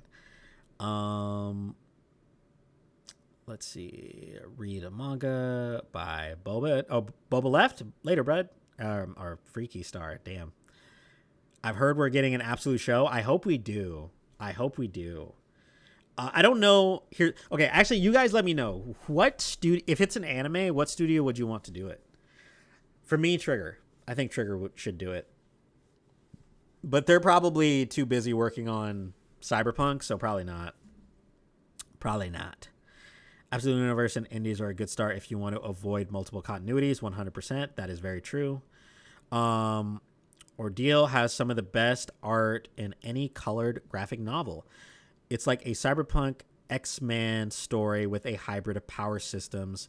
Chapter 24 is the backstory. Okay. All right. I'm going to have to peep that. Thank you, brother. Thank you. I'm going to check that out. Anyway. Let's get back into it. So, where the fuck was I? All right, yeah, so we're back to the present. The house blew up. It gone. But she still, this part is crazy. She fucking breaks some bones, dislocated shoulder, bro, broken ankle. Jesus Christ, man. That fucking, this parachute didn't even come out, and she fucked that shit up. Your bones, bro, your bones. Let's see. But she's able to get her bike, which is in the shape of a panther. Aura, bro. Aura, dude. Holy shit. Holy shit. Fucking aura on that bike. And obviously, it's kind of a running thing now because fucking also Bruce has a motorbike, so it reminds me of the end of the Batman, where they both go in the opposite directions. Yeah. That shit is fire. Okay. All right, where are we at with it? So she's chasing them. They're trying to like blow shit up to keep her away. And then it turns into a fucking panther, bro. It turns into a cat so that she can maneuver and shit. That is so fucking badass. That is so badass. And it is really Batman coded, right? Like, it's super Batman coded. Like, super fucking Batman coded. Yeah, putting that money to a good use. Bro, you could probably sell that and get all that money back for the villa. I'm not gonna lie. You might be good. She's trying to get her friend. Ooh, and they start boxing. This fight's pretty cool. I wish there was a little more movement. No, actually, no. It goes hard. This fight goes hard. Oh, yeah. At this part, yeah. And again, also kind of reminiscent of, what is it? Yo, is stream good? What the fuck? Yeah. It's very reminiscent of, is stream good for you guys? It's like it looks like it's being weird when I look at the analytics. Let me know if stream is good. All good. Okay. I was just making sure. Yeah, because that was weird. Something was like everybody dropped off out of nowhere. What the fuck? Anyway, what was I talking about? So yeah, so this is reminiscent of the fight in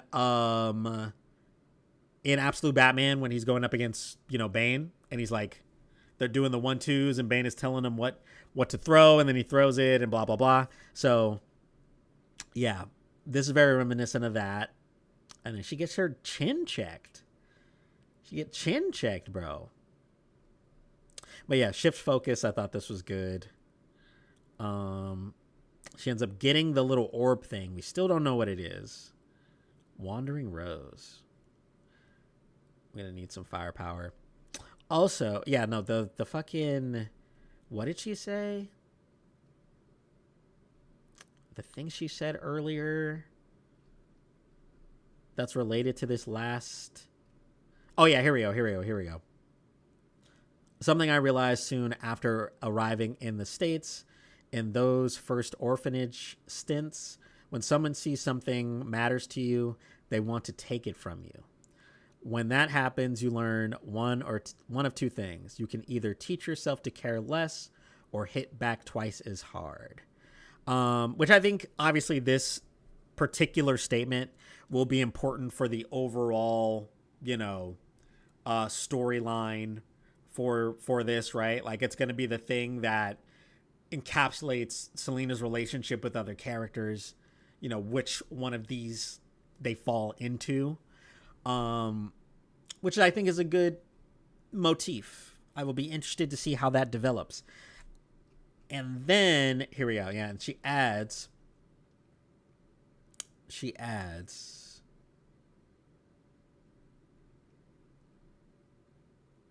truth be told, there's a third thing you can do when someone comes for what you care about. You can care less, you can fight, or you can get good at stealing it back. Yeah.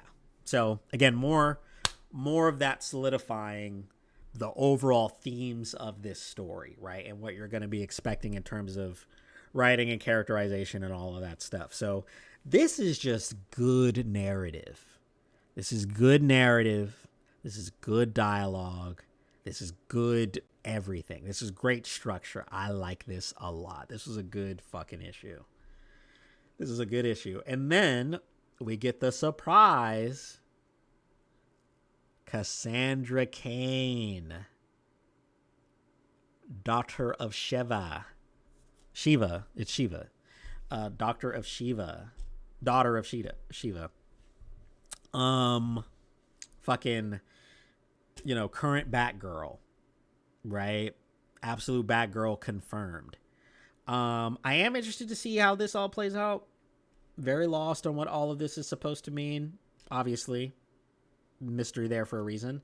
So I'm really interested to see how this will and eventually connect to, Absolute Batman and all of that stuff. But I really am just like, I think the way that this was written is so perfect and getting you to want to care about Selina's story and where she ends up going. It's well written. It has great themes. It's got a very clear mission statement and ethos. This shit fucking rocks. It's good. This is a good fucking issue. The Yarn chapter 1. Yeah. Oh yeah, I also need to read Lobo. I'm pretty much caught up on most next level stuff except for this. I need to read this.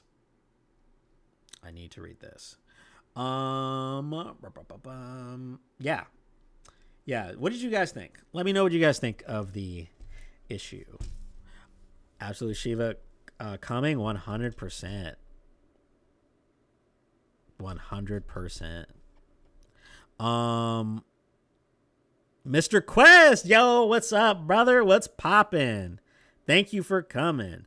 Are you on Discord? I am. I actually have a Discord. The link is in my Patreon. I love the issue. Yeah, dude, yeah. I like how comics can feel like side quests, but still be well written. Yeah, pretty much. They do have that kind of weird, interesting side quest vibe to them. But the story is always worth it. The story is always worth it. Okay. Well, not always. Most of the time. Most of the time they're worth it. If you're reading good shit. Okay. So I think I actually want to do a live reading, if you guys would indulge me. So, not Firestorm. I think I'll read that one on my own. Okay. Batman Gargoyle of Gotham. I have seen this a couple of times. And I have not read it. I thought this story was longer because I was seeing some stuff for it. But apparently it's not super long. The issue 4 came out recently. Yeah, it came out a couple of days ago. And that's the end of the story. So I think the art looks sick, and it looks like it's this the artist and writer are the same guy. Raphael Grandpa?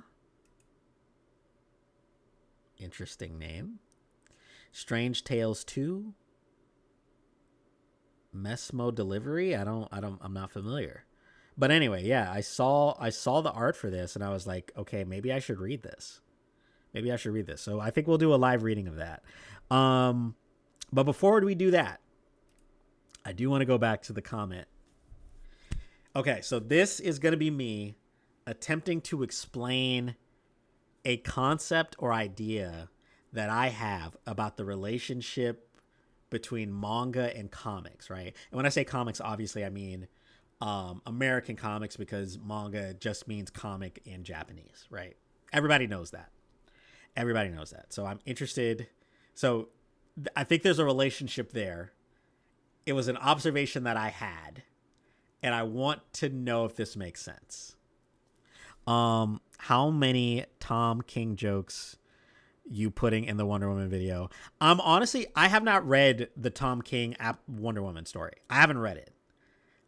And I haven't read it because everybody says that it sucks. So I'm not going to ruin my life that way.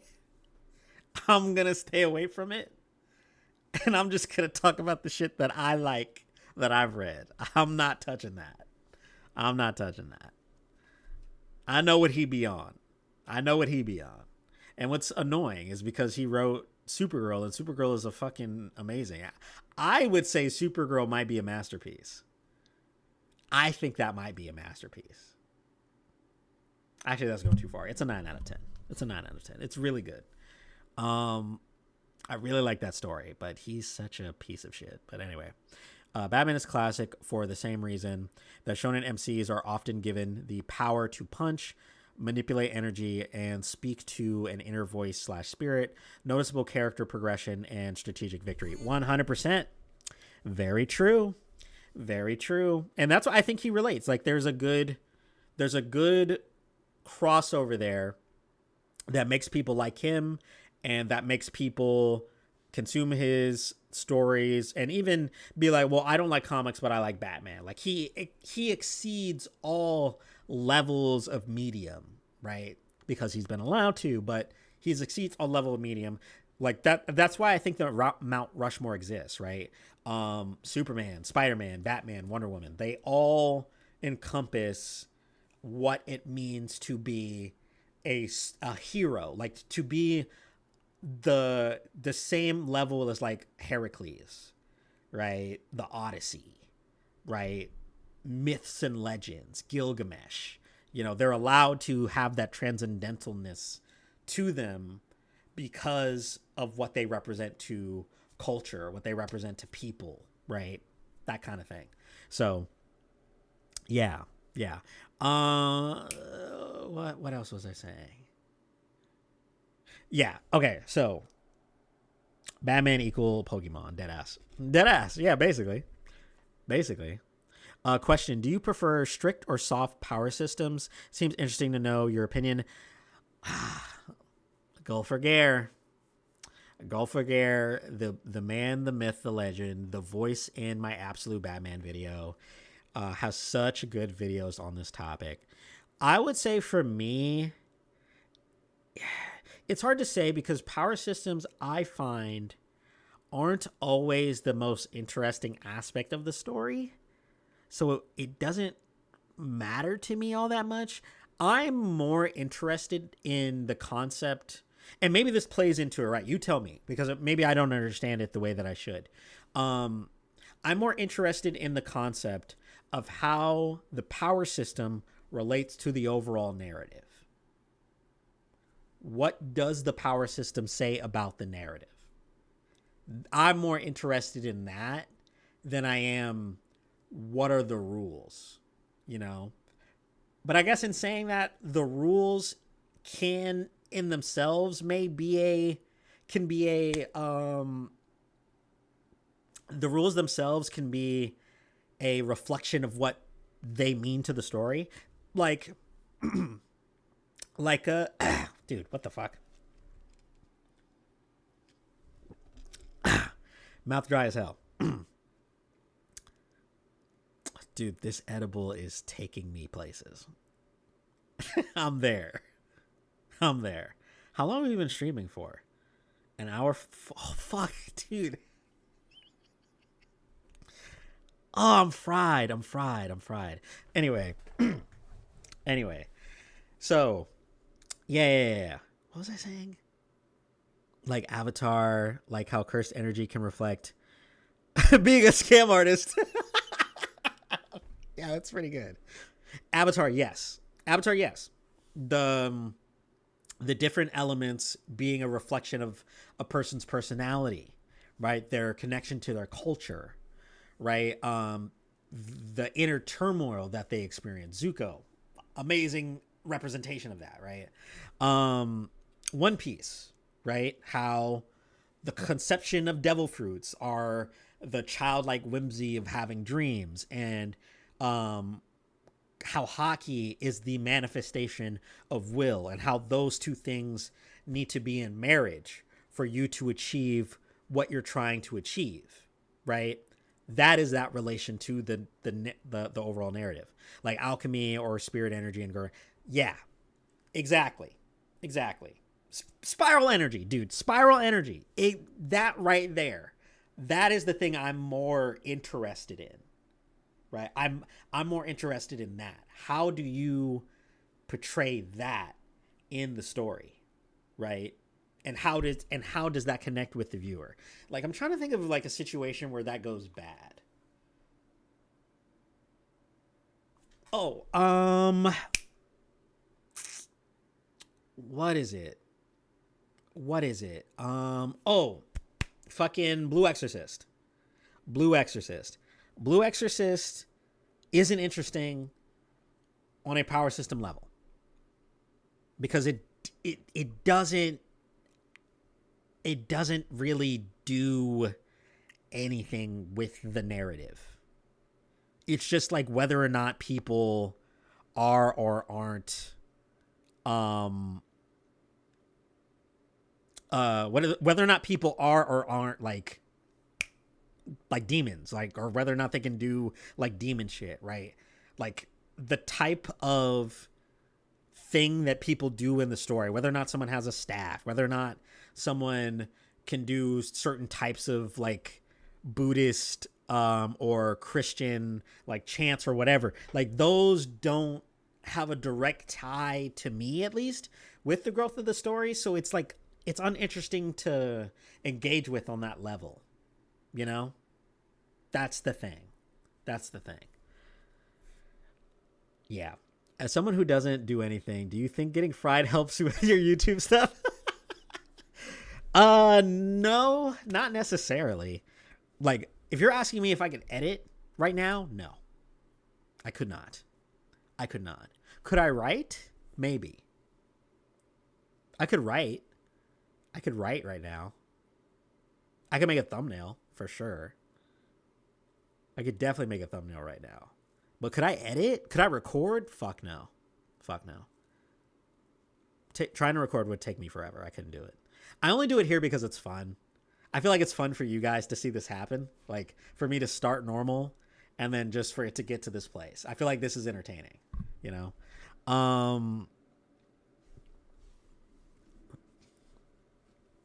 Meant more the creative side of stuff. There's no chance I could edit. Maybe. Yeah, no, so like it kind of helps in terms of me like coming up with ideas for like obviously for the videos, like scripting and stuff like that. Like, dude, I was out of my mind. I was out of my mind when I realized what the antagonist video was supposed to be. I was out of my mind once I realized Cyberpunk was the answer. That was a high thought. And that like really brought the video together. Like that stop I do when I ask the question, where is evil born from? I was high as fuck when I wrote that. Let me see. I think even someone mentioned it. They said like this question feels like a high thought. I think someone commented that. Let me see. I think how power system interacts with the world building is important. Yeah. Again, Avatar too. Like your abilities and what you can do. I feel like it's a lot more fun when they have something to say about the place you're from. You know, Jujutsu Kaisen also, right? Like how people's abilities are based on their family and their hierarchy and so on and so forth. Like that's good shit. Top 5 manga? Ugh. Could I even conceptualize that right now? Is that even something I could do? Hold on, let me change the frame. It's been on this frame for a while. We're not reading this immediately. Top 5 manga?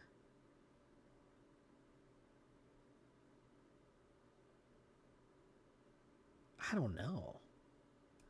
I don't, or top 10, you said. That's a lot. I don't know if I could conceptualize that right now.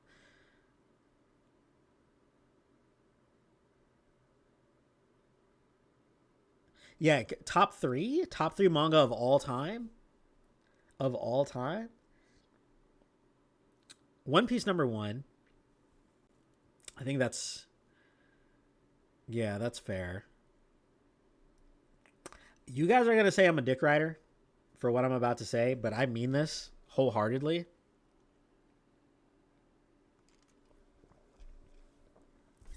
I mean this wholeheartedly.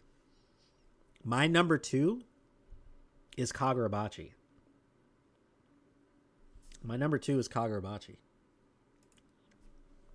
I think Kagurabachi is an all-timer. I do. I do believe that.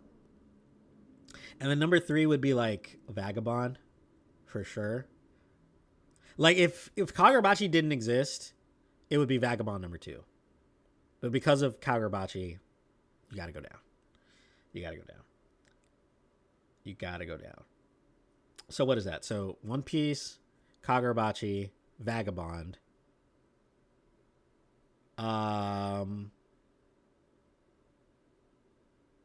Number three. Or number four. Number four.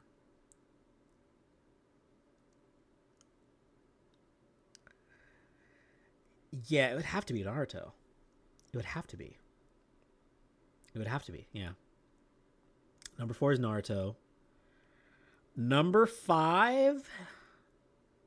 Number five. I'm going to say. Oh, dude. Oh, somebody just said fucking Chainsaw Man. Oh, my God. And I say that because legit, if Chainsaw Man's just part one, Chainsaw Man's number three. If Chainsaw Man is just part one, it's number three. Easy.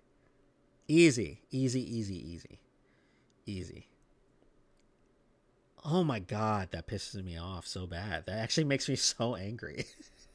That makes me so unbelievably angry. Because it would be number three. That's not even a question. But fuck, yeah, no, I have to take it off. It can't.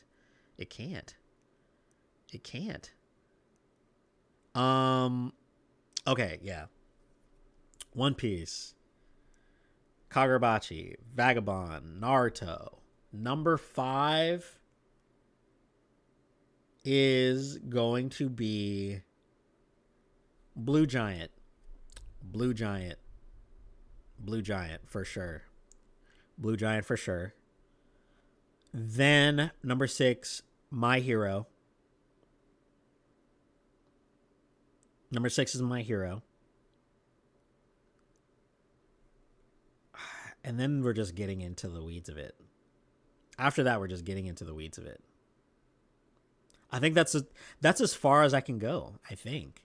In terms of like my favorites. No, I take that back. I take all of that back. Wait, what the fuck am I talking about? Number 7 is Call of the Night. Number 7 is Call of the Night. Number 8 is Soul Eater. Number 9 is...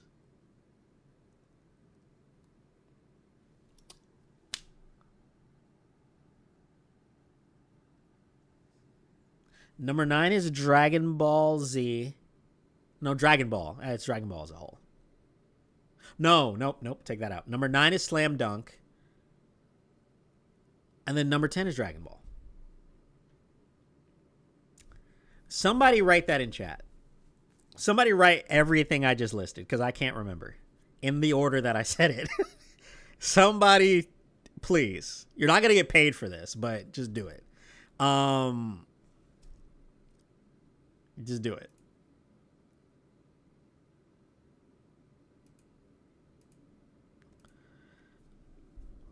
In order. This is a whole video cut. Yeah. Yeah. You choosing Blue Giant is like an author choosing Pokemon. Yeah, you kind of right. You kind of right.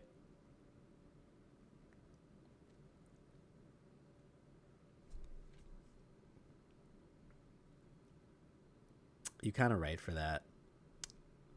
I feel like I missed a lot of your comments. Hold on, let me scroll up a little bit. Let me scroll up a little bit. In my opinion, technique, training, familiar contact, power, object, artifact. Okay. Get face. Okay, technique and training. Interesting. So that's your number one. Okay. Can someone explain JJK's domain expansion to me? Sorry, pal. No, I cannot. But it looks like somebody might have. No? No. Naruto and the villages? Yeah. Yeah. For when we were talking about how power systems relate to a place. Yeah. Let's see. Domains are just imbuing your technique in a barrier. Yeah, that's fucking helpful. You're powerful enough you could just do a domain, but that doesn't mean you could just overpower them regularly. Making a point like, wait, somebody told me if you're more powerful, you can just overpower their domain with your domain. But doesn't that mean you can just overpower them regularly, making the domain pointless? No. So you're thinking of it backwards. So a person, when someone does a domain expansion, it's a sure hit, right? Or at least some of them are, right? Like you're in it, you are getting attacked by this thing. I believe that's how that works. If I'm understanding that correctly. If I'm saying this wrong, Broken Ronin will come to my house and break my legs. But yeah, so it's a sure hit when you're in it. So you're going to get hit by the thing. Like if you remember Dagon, like when they were in his domain, it was like, well, you guys are getting hit by this fish. If you're strong enough, you could beat the fish, but some of them it's no fish. Some of these, like a Mahito, I'm touching your soul, right? But if you're stronger than the person doing the domain, or your connection to your domain is stronger, you can pop your domain and override the sure hit of the other person's domain. That's how that works. I think. I believe I'm saying that correctly. I don't know shit like this. I'm not that type of dude. I don't know this shit like that. But I think I said that correctly. I think I said that right. Me, Dragon Ball, Yu Yu Hakusho, My Hero, Black Clover, Kuroko no Basketball. How did you guys feel about the Black Clover ending? I heard it was bad. And I've only read the first chapter of Black Clover. But I've heard people say that they did not like the ending. Naruto in top 10. I haven't seen One Piece. Vagabond, good shit. Black Clover, Tokyo Revengers. What the fuck?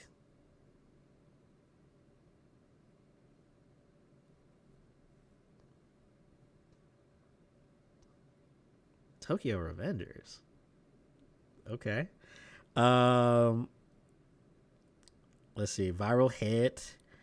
MHA Vigilantes and Vagabond. Okay. Yeah, this is a good list. Based. I'm surprised you don't talk about Bleach more. I said this earlier, Adam. I think you were gone when I said it. It's just really that when I read Bleach, I wasn't really into like analyzing story like that. I kind of just read whatever was cool. I don't understand Bleach. I don't get it. And I'm talking about like back when I was like 15, or like 17, 18, right? Like a fully grown adult now. So I actually need to go back.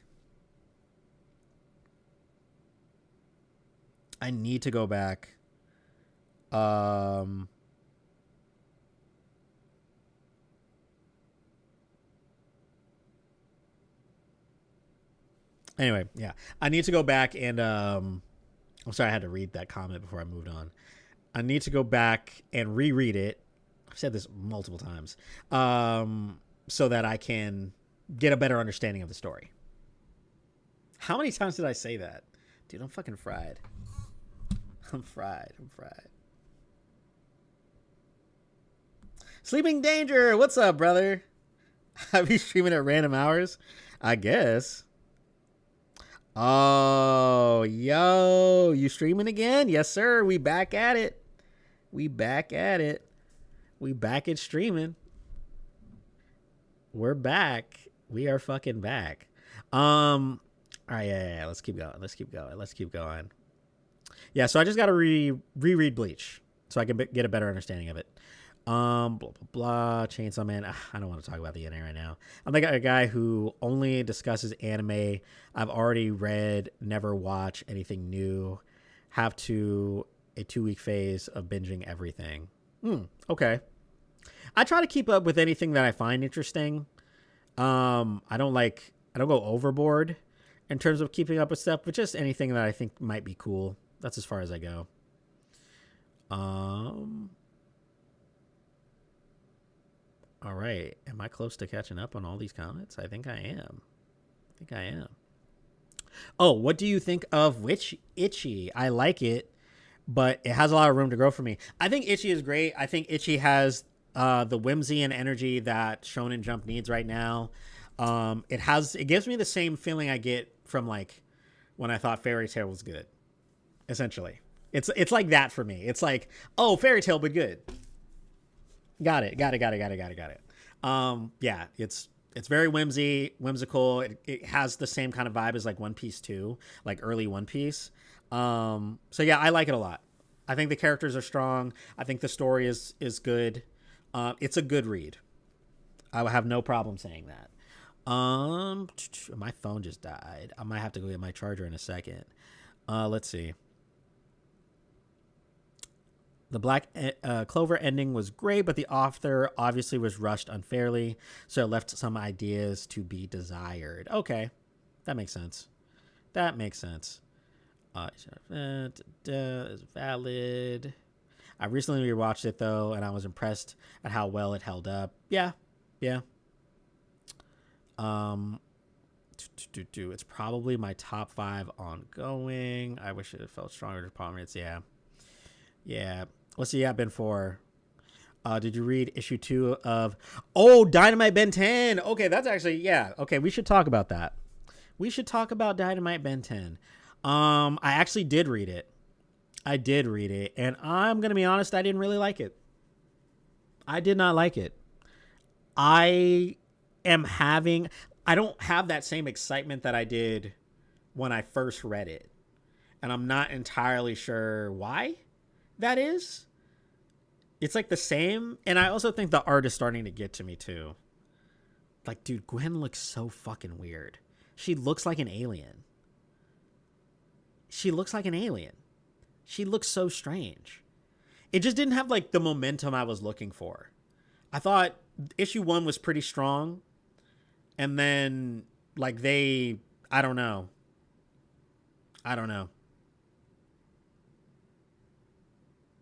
It's like, it's weird.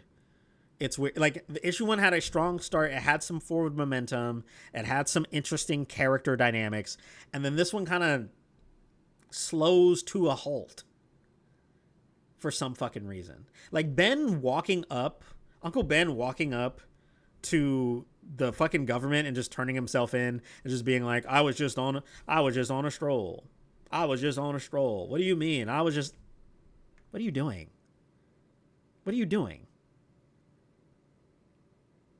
What the fuck?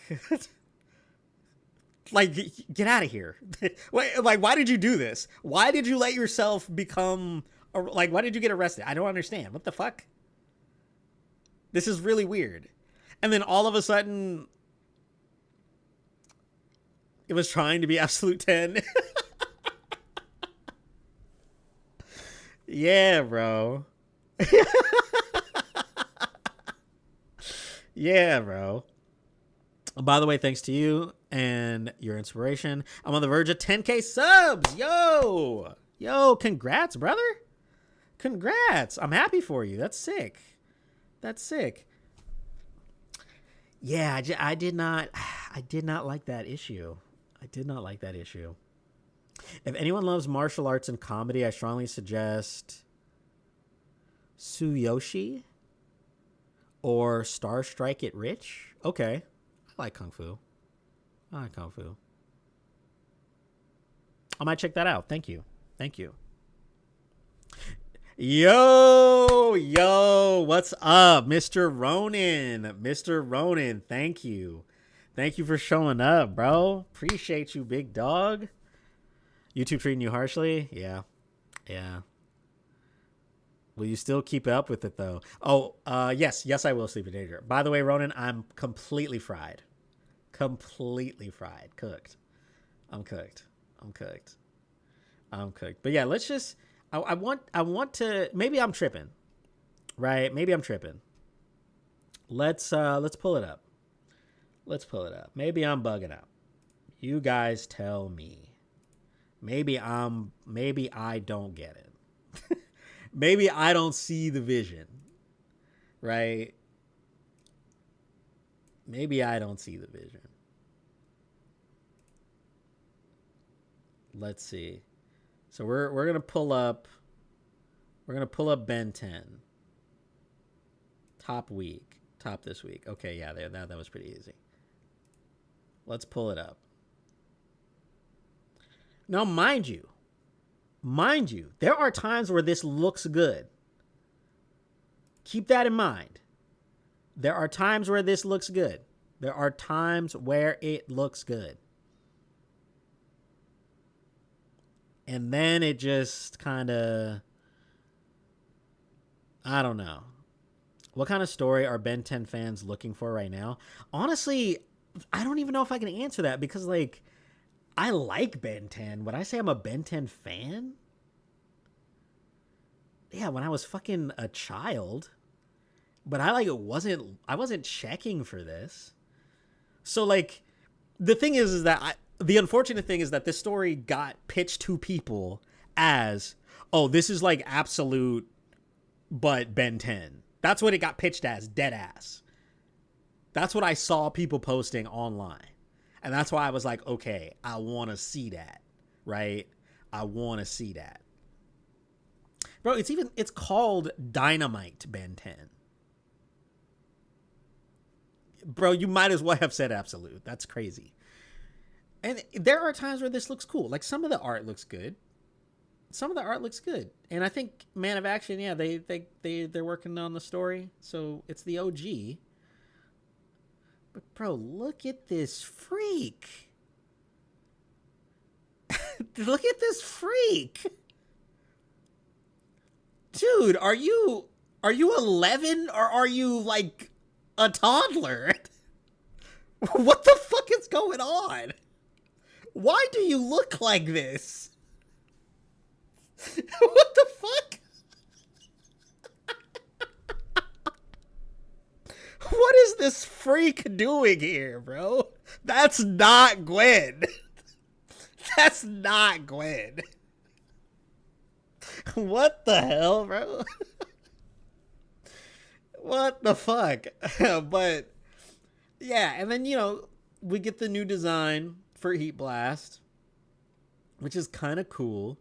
Ben is freaking out because he doesn't get what's going on.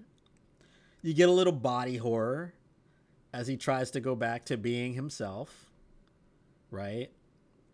Yeah, this is freaky. This shit is freaky. That's nasty. That's freaky nasty. It's like, oh my God, dude. Why do you look like that?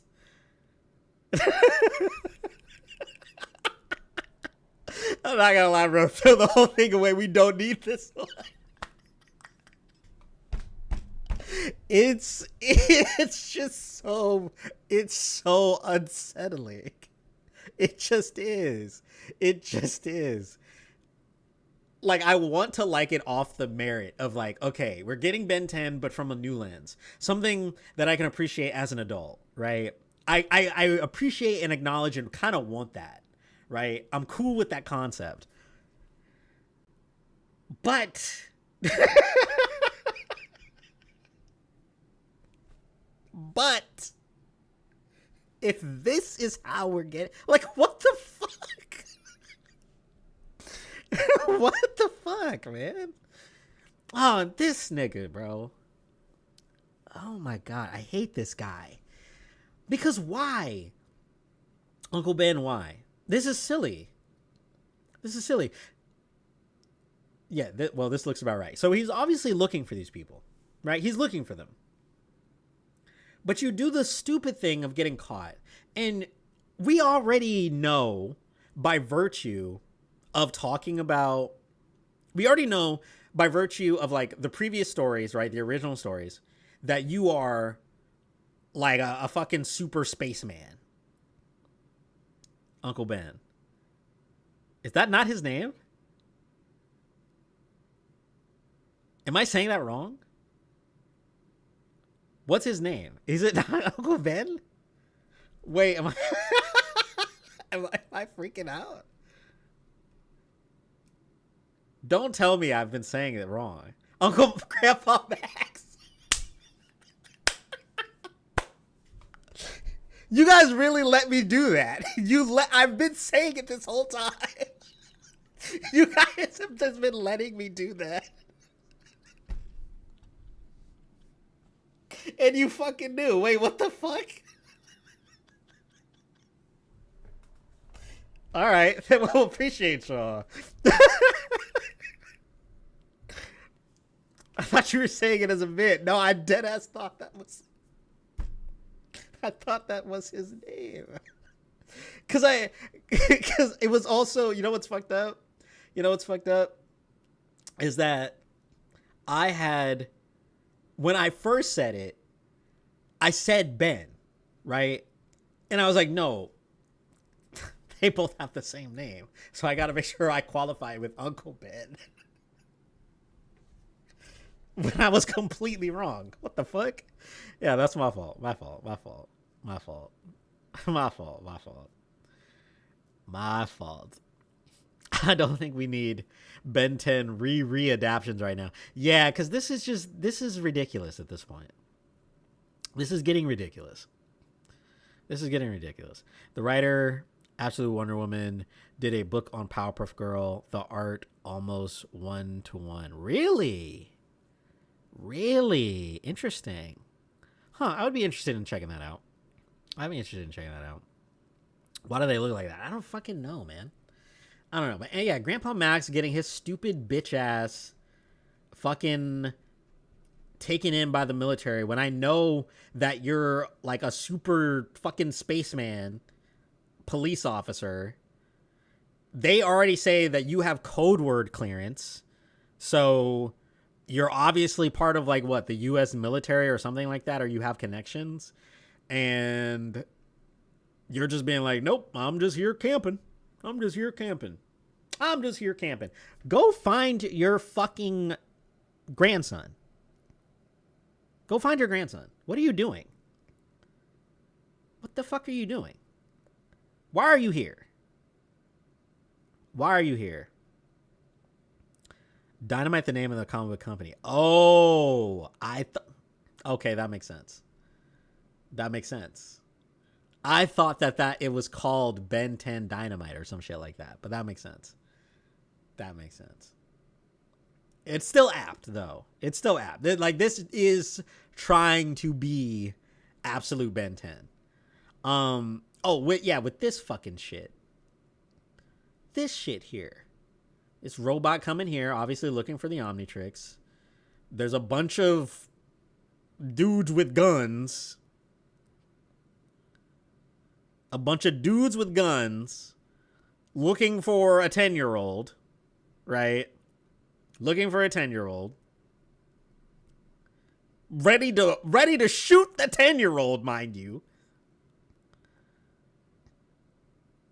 About to shoot this 10-year-old before he turns into this nasty, gross.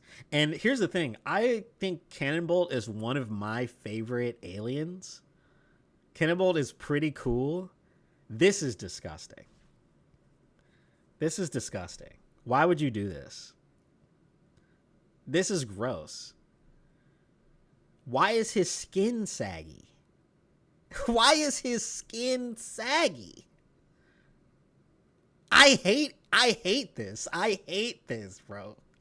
This is so gross. What is this?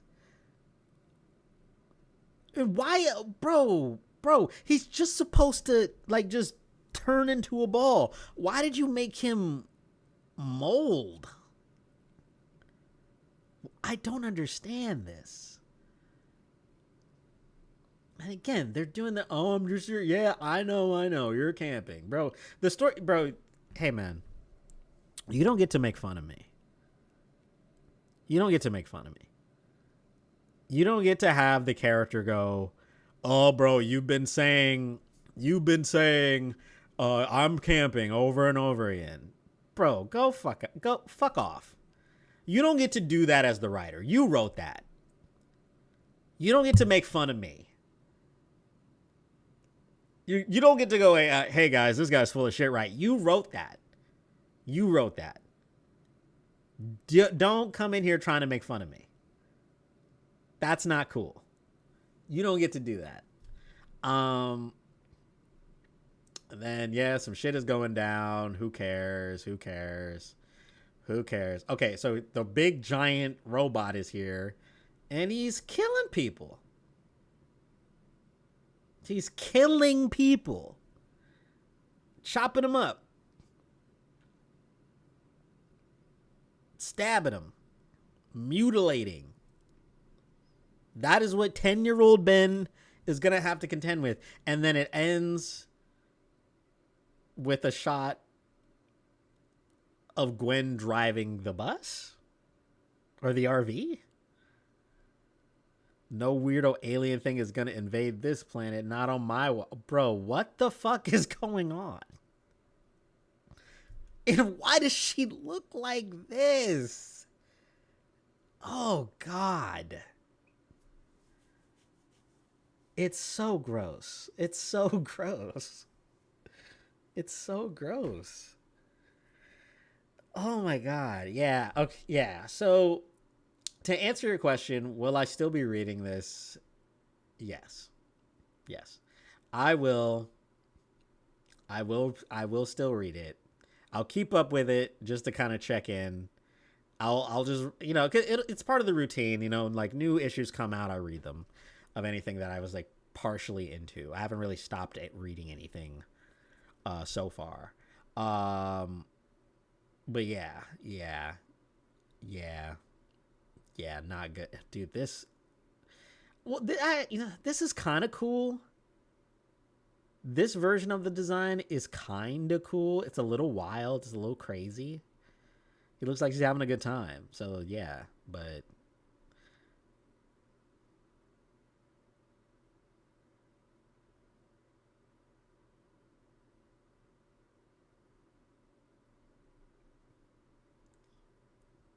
anyway,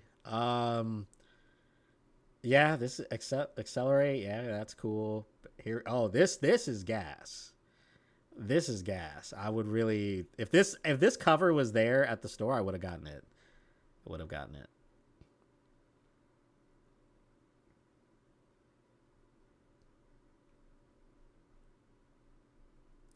Oh, these are all the different covers. Oh, damn, there's a lot of alternatives for this.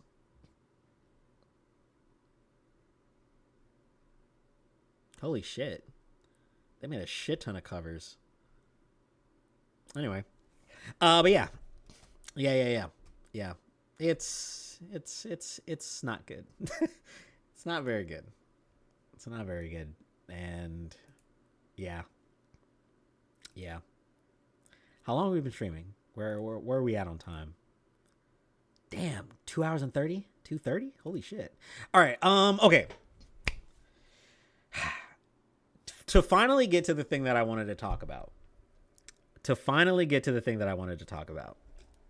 So bear with me as I attempt to explain this. The differences in manga and comics, and American comics in particular. I would make the argument that you are actually better off as a comic book fan than you are a manga fan. I would make the argument that you are better off as a comic book fan than a manga fan. Why do I say this? Because again, we got to circle back to Chainsaw Man, right? Because somebody said this earlier. With Chainsaw Man, you're fucked forever. If you were a Chainsaw Man fan, heading out, bro, got to get some editing done. Catch you later. Yep. Thank you for coming, Adam. Appreciate you, brother. Peace. If you were a Chainsaw Man fan and then you got to the ending and you hated it, that's it. No more. You just have to live with that. If Chainsaw Man was a comic, yo, the studio, hey, get someone else to write this. Let's get whole new team. Whole new team. Get this out of here. We're done. We're done. Whole new team. Get a new team on that. People really like Denji. People really like this character. They bought into it because they really like this character. We can do more with him. Get somebody else on this right now. And guess what? You get a new story, and that one's probably better, and then you love it, and then you get to enjoy your life with good Denji content, good Power content, good Makima content, good Asa content, right? Whatever.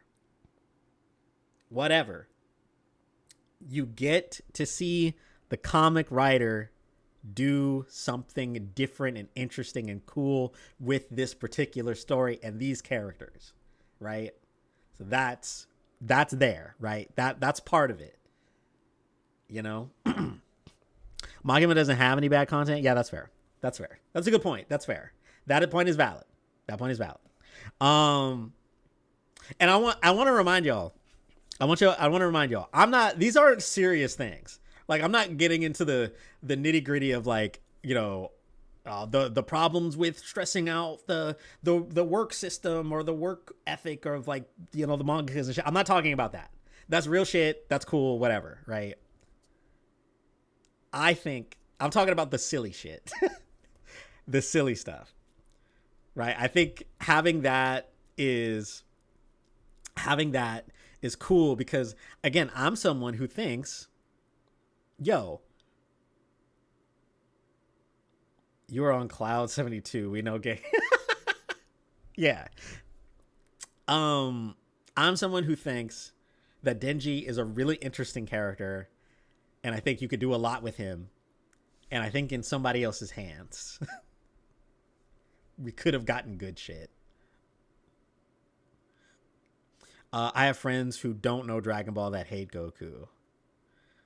And they say shit like Goku gifted. Psycho-Pass went downhill quick after they changed the writer and director post season 1. Yeah, but, like, here's the thing. You didn't get more shit. That was it. Some studio owns the shit and they just go, whenever we feel like making more of these, we make it, right? If Psycho-Pass was a comic, right? And honestly, this only applies to, like, DC, right? Because if I'm talking about, like, because there's not going to be more Walking Dead, you know? No new person is going to come in and make more Walking Dead. You know what I'm saying? So it doesn't work in that aspect, right? Okay, but what if One Piece had a bad ending? Would you want someone other than Oda to try to write One Piece again? That's a good question. What I would want is good other stories from other people. Like a good, interesting story about Zoro from, like, an accomplished writer. Like I think of it the same way that I would, like, if the mangaka got to do it. Like, if Kishimoto was able to come in and write a story about Zoro, am I going to say no to that? No, I want that. Please do that. You know? If Oda was able to write a story, like a solo story on, like, I don't know. I have to be careful here with this choice.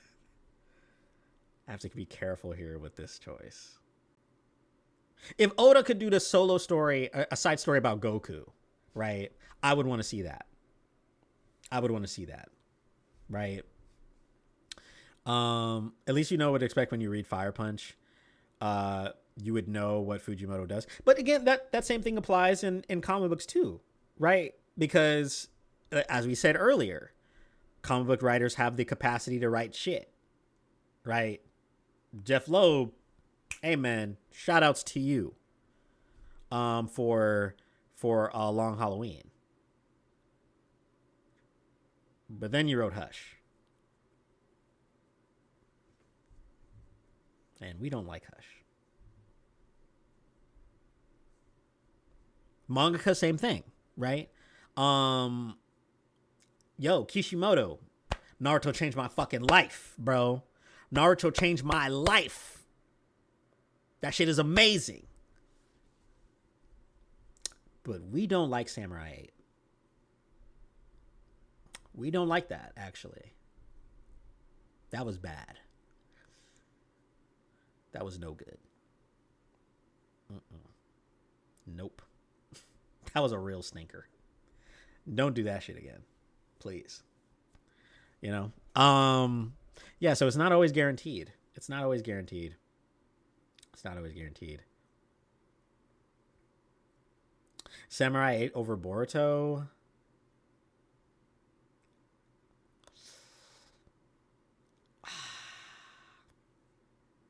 I can't be that much of a Boruto hater. I can't say that. I genuinely think, like, I don't know if Boruto is disappointing. I don't know if I would say that. It's just not all that interesting. Samurai 8 is, like, disappointing at how not good it is. At least for me. Yeah, so there's that. There's also, like, I think about it from this perspective. It's like, if there's a character in a comic book series that shows up and you think is interesting, you're like, oh, that person's pretty cool, right? But you're like, oh, there's a chance you might see them again in a different story, or they become popular enough to get their own story, right? Hey man, if you're a 1010 fan, that's all you're getting. That's it. Hey, Kishimoto don't give a fuck about this character. Kishimoto don't give a fuck about this character. You're never getting anything for them. I'm sorry. That's just not happening. Right? You can read a comic book and, I don't know, like fucking a new villain for Batman can show up and be like, okay, cool, I fuck with this. I want to see them in something else. And hey, bud, you just might.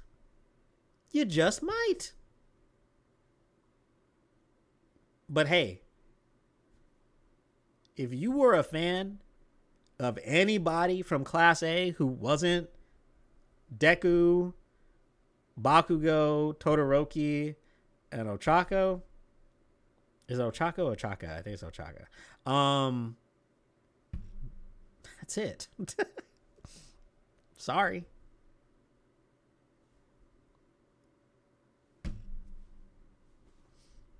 Nothing else. Yamcha fans got lucky.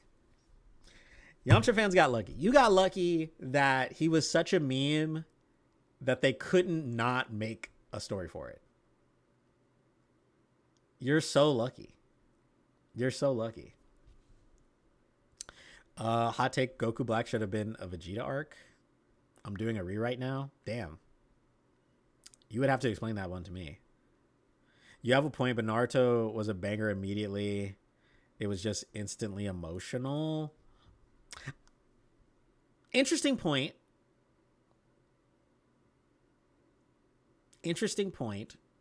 For me, it was, for sure. I could definitely say that.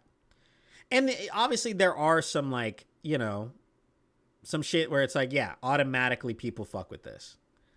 Right? But that's like main characters. That the main character is supposed to be that way, you know? You're supposed to be endeared to yourself. That's half the work as the writer. You fill in every other character because you need them to fulfill a role so that the main character continue on their journey, right? They need to be there to fill out the entirety of the cast, right? But unfortunately, as a fan, you're watching the whole thing and you're getting to know all of these characters, and it is very likely that you will come across a character that you go, I fucks with him. I like him. I want more of that. But then you don't, because their only job was to die or to sit back here and do nothing, right? Being a Nobara fan, Yeah, honestly, yes. Low key, yeah. Low key, yeah.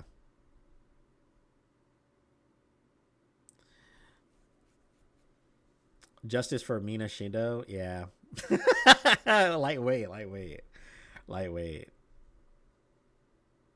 Samurai had Kagurabachi potential at least. I say that because we knew the writer. Yeah, that's fair.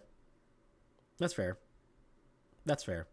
I don't. This might be a hot take. I low key don't care about flashbacks in manga unless it introduces a new character. Introduce a new character? How? What does that mean? Because inevitably, a flashback will always introduce new characters. No. Yo no sé.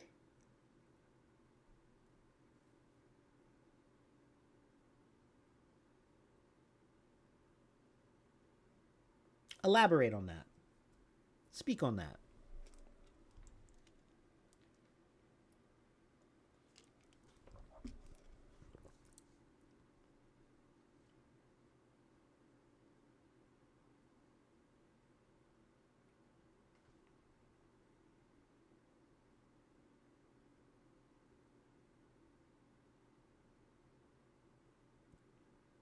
I really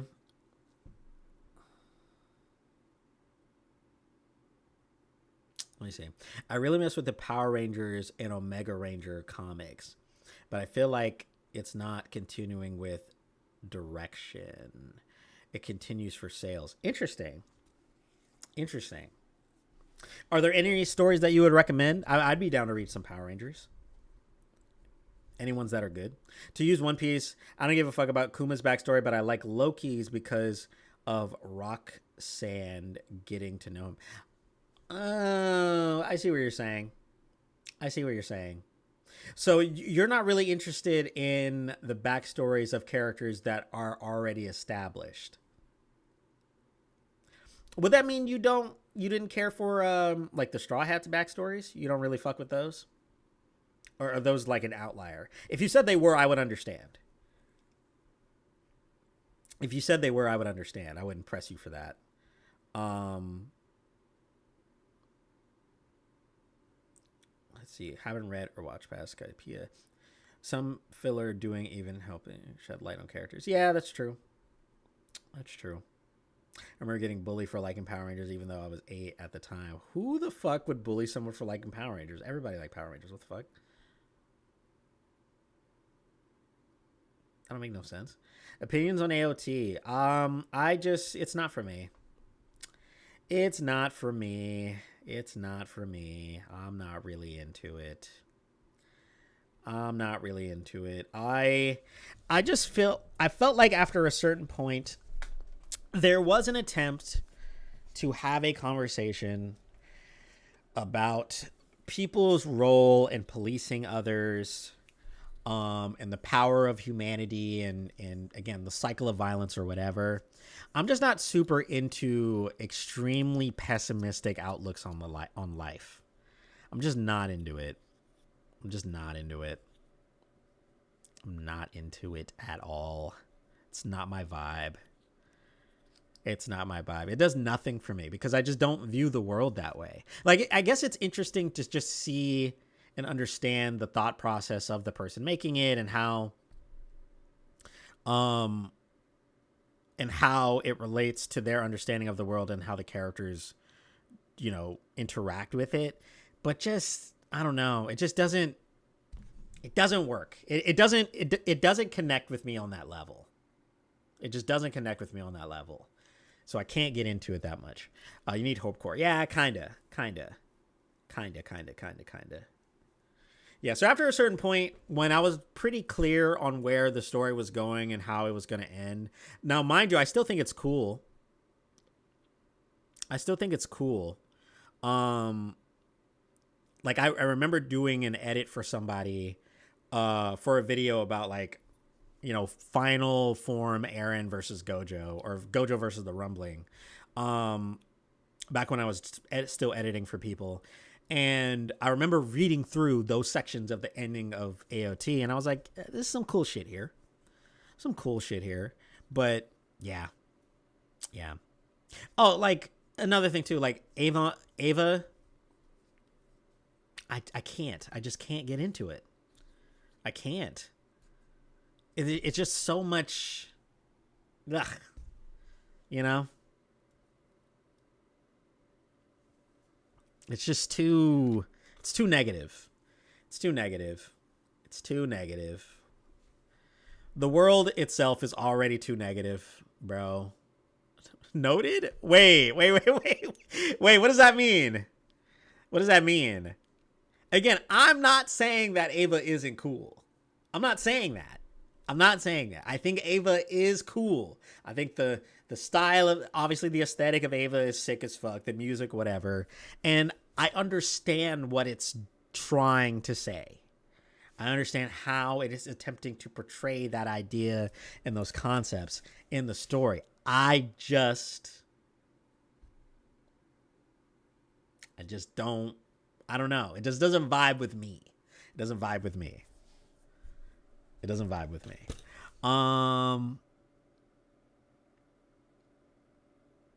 Yeah.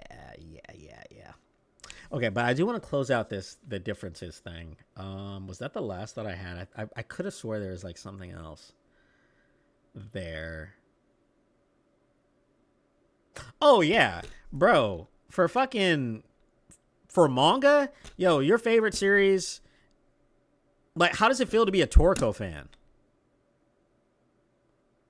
You know what I'm saying? It's like the only person who's ever written the thing that you really like with all the good stuff in it is a freak. And that's it. No more Toriko for you. You don't get to go, "Oh, well, I only like Torque." Nope. Nope. You don't get to say that. You do not get to say that. No. Hey, man, you like Supergirl, right? Tom King? That's a real monster right there. But a lot of people have written Supergirl, so you're good. You're good. And you could also go, I mean, like, he wrote it, but the thing I really like is the art. And that was done by a good person, right? You have that deniability right there. Yo, your favorite series is, what was that one? Damn. Is it Phantom Seer? Yeah, Rurouni Kenshin. There we go. Rurouni Kenshin. Right there. Rurouni Kenshin is sick. It's so fucking cool, man. It's so badass, bro. It's so good, right? It's so good, right? Yo, who wrote that, though?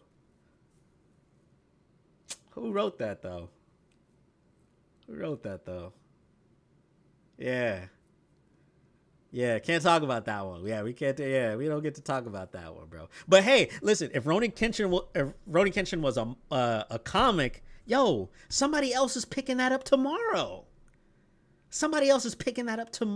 Bro. Hey, you get to say, "Hey, man, I'm a fan of the series. I like the character, bro. I like the series. I don't like that one. Nah, he a freak. He a freak for real. Hey, yo, they got a freak touching my food over here, right? You get to be like that. There's a real freak dude over here. You know what I'm saying? He making it weird, but we just fans of this. You can't do that as a manga fan. You can't. You gotta hold that.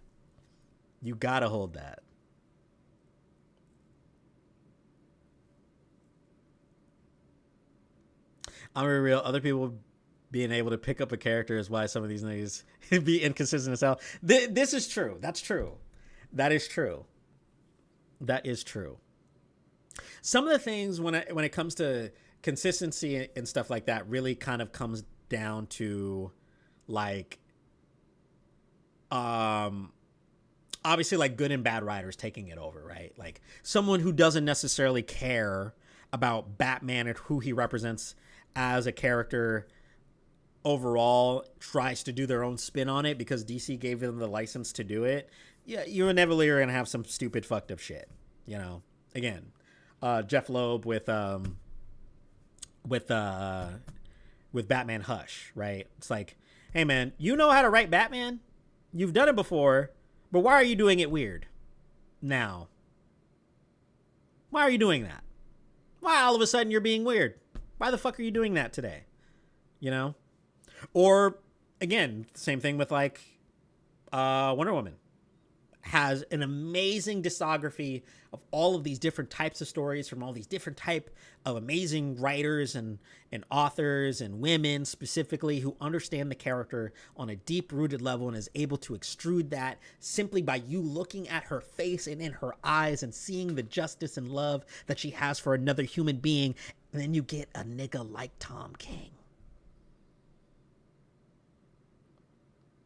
And he fucks it up.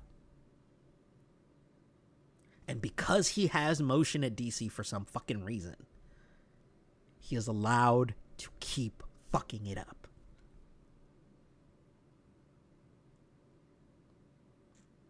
That sucks. That sucks. That has to suck. On God, that has to suck.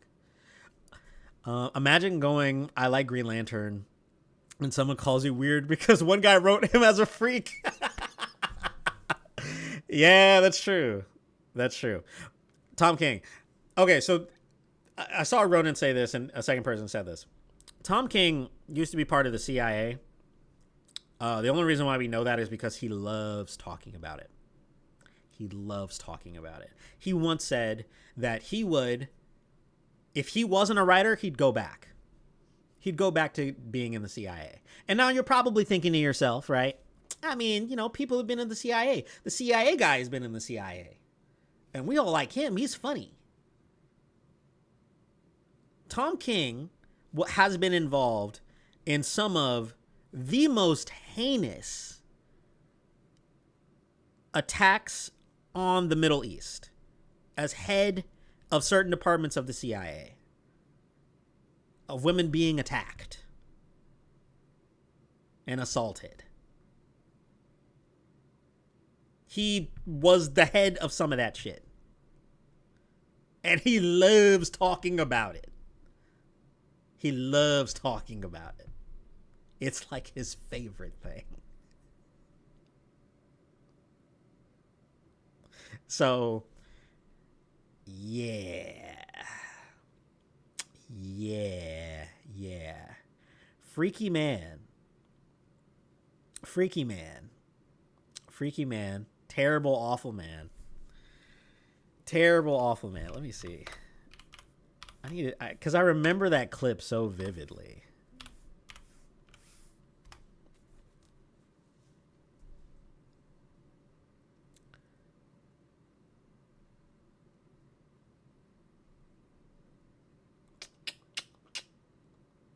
Let me see.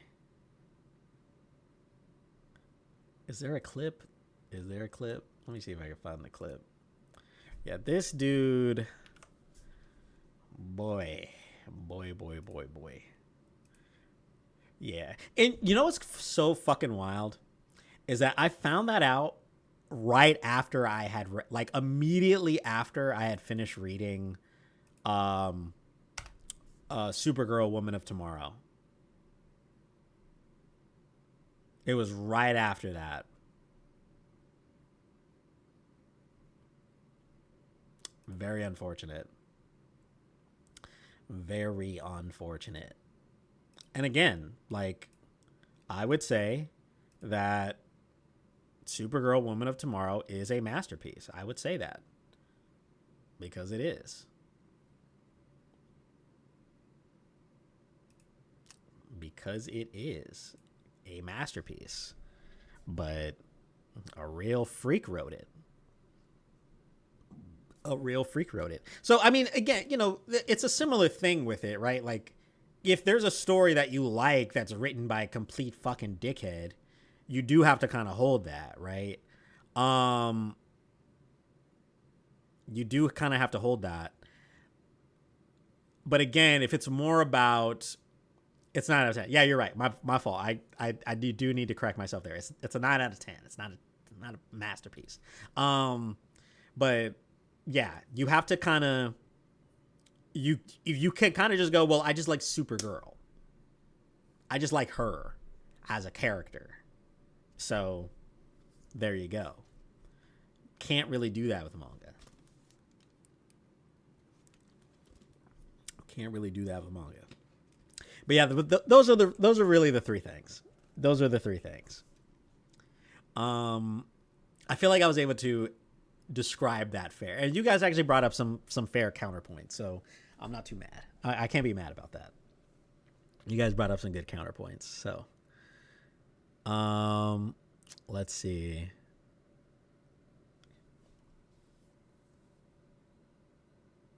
It's like reading Civil War and seeing Iron Man be a fascist. Like, bro, yeah,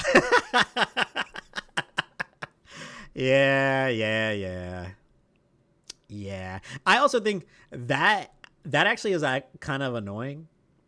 Crossover series where a writer, like, let's say you love Iron Man, right? You fucking love Iron Man. You read all his stories. You think all of them are great. But then a crossover story comes along and it's a new writer who's like writing Iron Man into his story, right? And then he's just like a fucking weirdo in that one. And you're like, what the fuck? Or like he does something that your favorite version of the character just wouldn't do. Just like, why? Wait, what's going on? Like, why are you doing that? Why are you doing that? What the fuck? I would argue a mangaka can also be inconsistent with a character, like Akira Toriyama with Goku in the Buu Saga. I'll take it a step further. Like Akira Toriyama forgetting launch was in his story. He forgot a character, actually.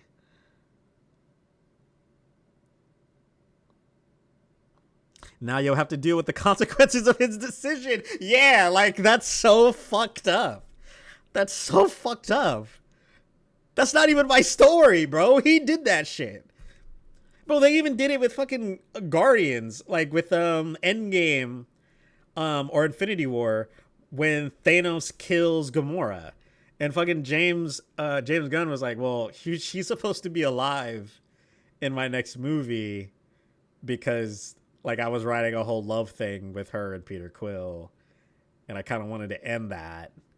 But I guess you guys kill my character and then bring her back, but without her memories. So now she's basically a new character. So now I have to salvage this fucking thing at the end. Right? So it's just like you take my shit and then you fuck it up over there and then you give it back to me. And I'm just like, oh, okay, cool. Thanks. Thank you. That was kind. How nice of you. Fucking Jesus Christ, man. Jesus Christ, bro.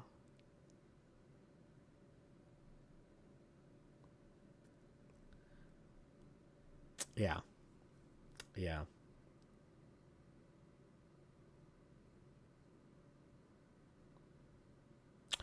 Oh, wait, I forgot. Oh, forget comics and manga. Have you talked about Persona 4? Is it Revival or whatever the fuck? I have not. Is this the game? Hold on. Dude, it's about to be 3 hours of streaming. I will have sat here for 3 hours and stream. Okay, do we talk about video games and then dip?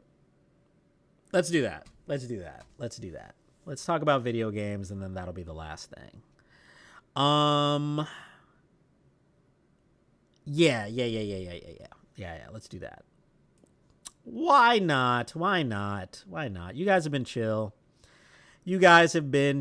Man. You guys have been great. I appreciate you guys coming through. I will definitely be doing this next Saturday. So look out for that.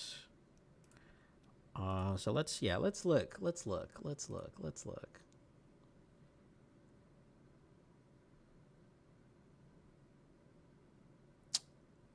Wait, no. I need to go to my other account, actually. Hold on a second. Yeah, so obviously last week was a big week for video games. A shit ton of showcases. And a lot of games got announced. So there was a lot of stuff that I'm interested in. Some stuff I want to play. And we're going to take a look at that right now. We're going to take a look at that. Let's see. Let's see. I think I should just go to the IGN page, right? And then just scroll. Yeah, let's scroll for a little bit. Let's scroll for a little bit until we get to... What was that? The first thing was the state of play. Am I correct? The state of play was first.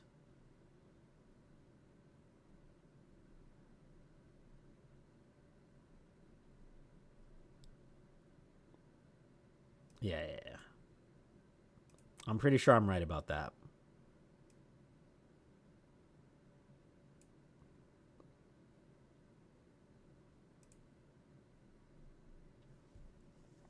Yeah, people are saying yeah. Okay, good. Okay. Yeah, so we're gonna scroll down for a bit. There was a lot of games. There's a lot of announcements. A lot of hype. Lot of things to be excited for. Let's see.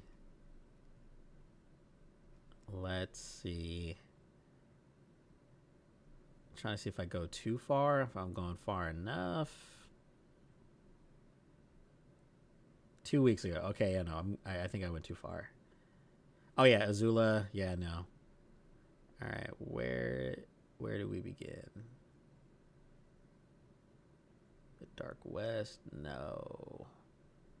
Where's the first one from the showcase? No, Clutch. Was it Clutch?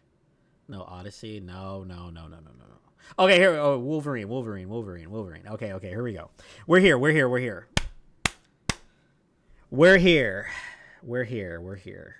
Okay, so Wolverine, I think looks boring. Unfortunately, I think Wolverine looks pretty sad. I think in terms of like the gameplay, will you have fun going around jumping on people and slashing them? Sure. Is it cool that his body parts fly off when he gets shot? Sure. But it looks really formulaic.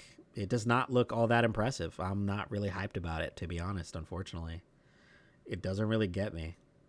I feel like I need to see more. Yeah, I feel like I just need to see more from the game. That's all. I just got to see more. Yeah, it just feels like Spider-Man 2 reskin, you know. Obviously, because it's from Insomniac, I know that's kind of silly to say, but just like it doesn't have anything that makes me go, all right, I gotta play this, you know. Next, what do we got next? Looks like a game I'd have to get in my hands to have my thoughts. Yeah, probably. That's kind of true. Marvel Tokon. The Venom, not Venom, the Carnage and the Goblin announcement. That was hype as hell. I'm actually very excited for this game now. I will be playing Carnage for sure. He will be on my team. I'm not going to go through every single game. I'm only going to focus on the ones that I actually find interesting. I don't want to spend all day shitting on stuff. Tomb Raider, I'm excited for this. I do want to play this. The Lost World, this is a dinosaur game. I think we need more dinosaur games in our life, so I need more of that. Carnage, Goblin, and Magneto. Yeah, Magneto's cool. I don't really want to play him. I'm not Mexican. I'm not even going to try. I wouldn't do that. Onimusha, I might play. It seems kind of fun. I might play it. Silent Hill Townfall. I'm actually excited about this. This is pretty cool. I want to play this. Until Dawn 2. Me and my friends will eventually play this. And I'm going to be the one that gets my character killed. And then I'm just going to leave. And that's what's going to happen. Bancho the Chef. This looks fun. This is Cooking Mama, but black in Japan? Yeah. Yeah, I need that. I'm going to need that. I'm going to need that bad. I'm going to need that. Thank you. Thank you. Ill? What is this? I don't even remember this. Whatever. Oh, and the big one, obviously. God of War, Lao Fei. I gotta play that. I love the God of War games. I think they're really fun. This looks even better.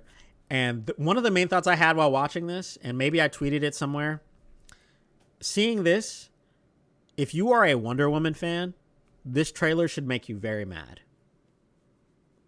If you are a Wonder Woman fan, this trailer should make you mad.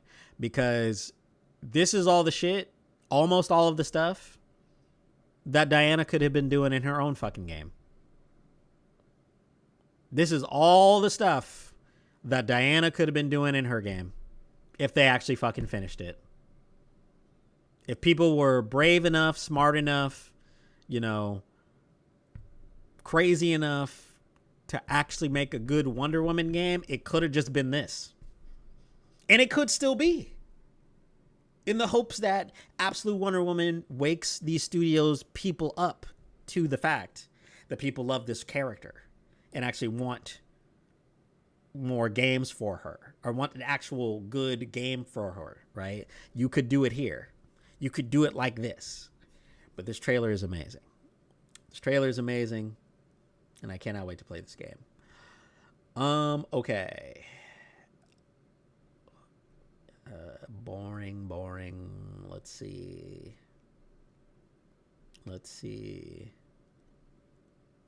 I think the next one started with Gears, right? So we're just looking for Gears. Oh wait, no. That's the Xbox showcase. This is the Gamescom. Yes? Gamescom? Yes. Gothic remake. I don't know what the fuck that is. Cuphead. Excited for new Cuphead. Cuphead is fun. Cuphead is cool. Last Ronin. This was such a here nigga damn trailer. Summer Games Fest. Thank you.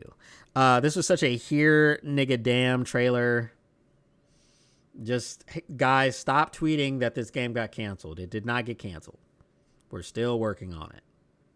We are still working on it. That is the only reason why this trailer exists. Gundam. I like Robot, so I will play Robot probably. Control Resonant. I like the first game, so I'll probably play this. Galaxy Racer. Me and my friends will definitely be playing this. When I say my friends, I mean me, Mike Yubi, Broken Ronin, and Creams. Us four boys, we will be playing that. 666 Amsterdam, or 1666 Amsterdam, 1666 Amsterdam. I've said that 3 different ways. This game is basically Assassin's Creed but vampires, or no, Assassin's Creed but witches. So fuck yeah, I'm playing this. We need BR and more racing games. And you know what's funny is that you're saying that because you think he's washed. And that is a diss. And I can't let you do that to my boy. He's not washed. He just needs more practice. Star Wars Zero Company. I didn't really pay attention to this trailer. I am excited for this game. But I don't know if I'll play it because of the Tupac thing. Even though I did hear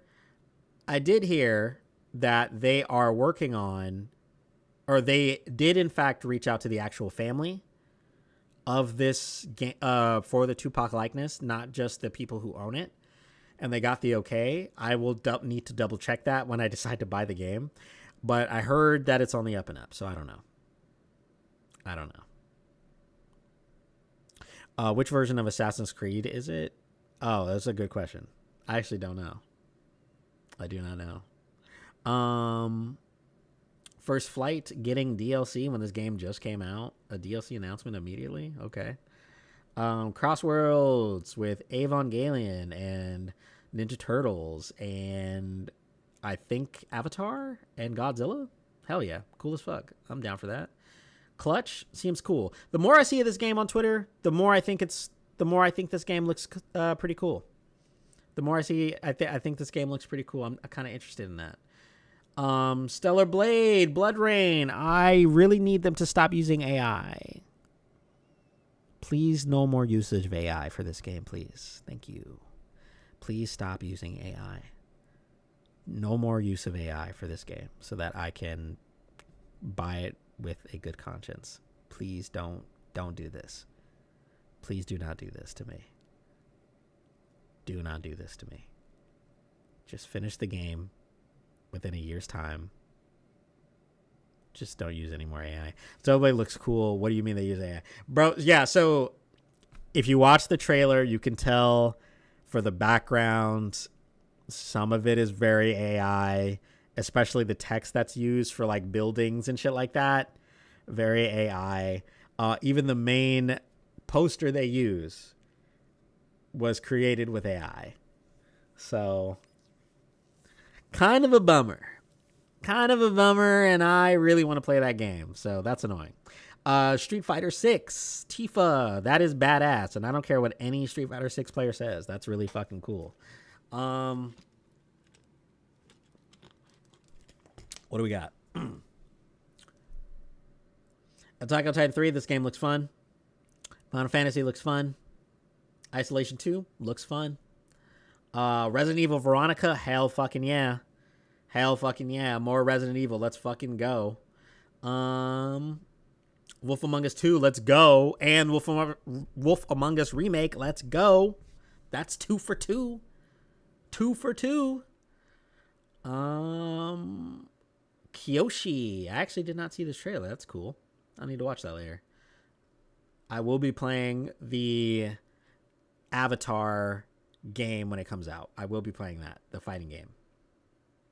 Godzilla, sick as fuck.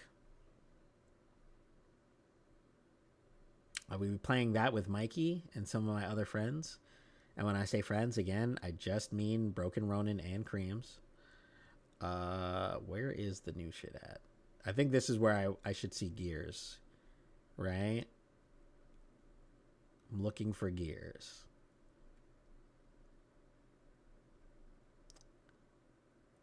Oh, no, I can stop here. Yeah, okay, I'm at the right place. Gears of War E-Day looks interesting. I'll give it that. Fable. I mean, it's Fable. I want to play it. Persona 4 Revival. It is Revival. I am very interested in this game. I'll be playing the fuck out of it. State of Decay 3 for sure. Metro looks really dope. Yeah, I'm losing steam. I'm losing steam. But yeah, basically that's I am excited for P4. There's a lot of games I'm interested in. So, yeah. Streaming.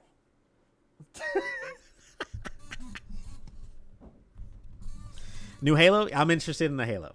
I am interested in the new Halo. That was my mom.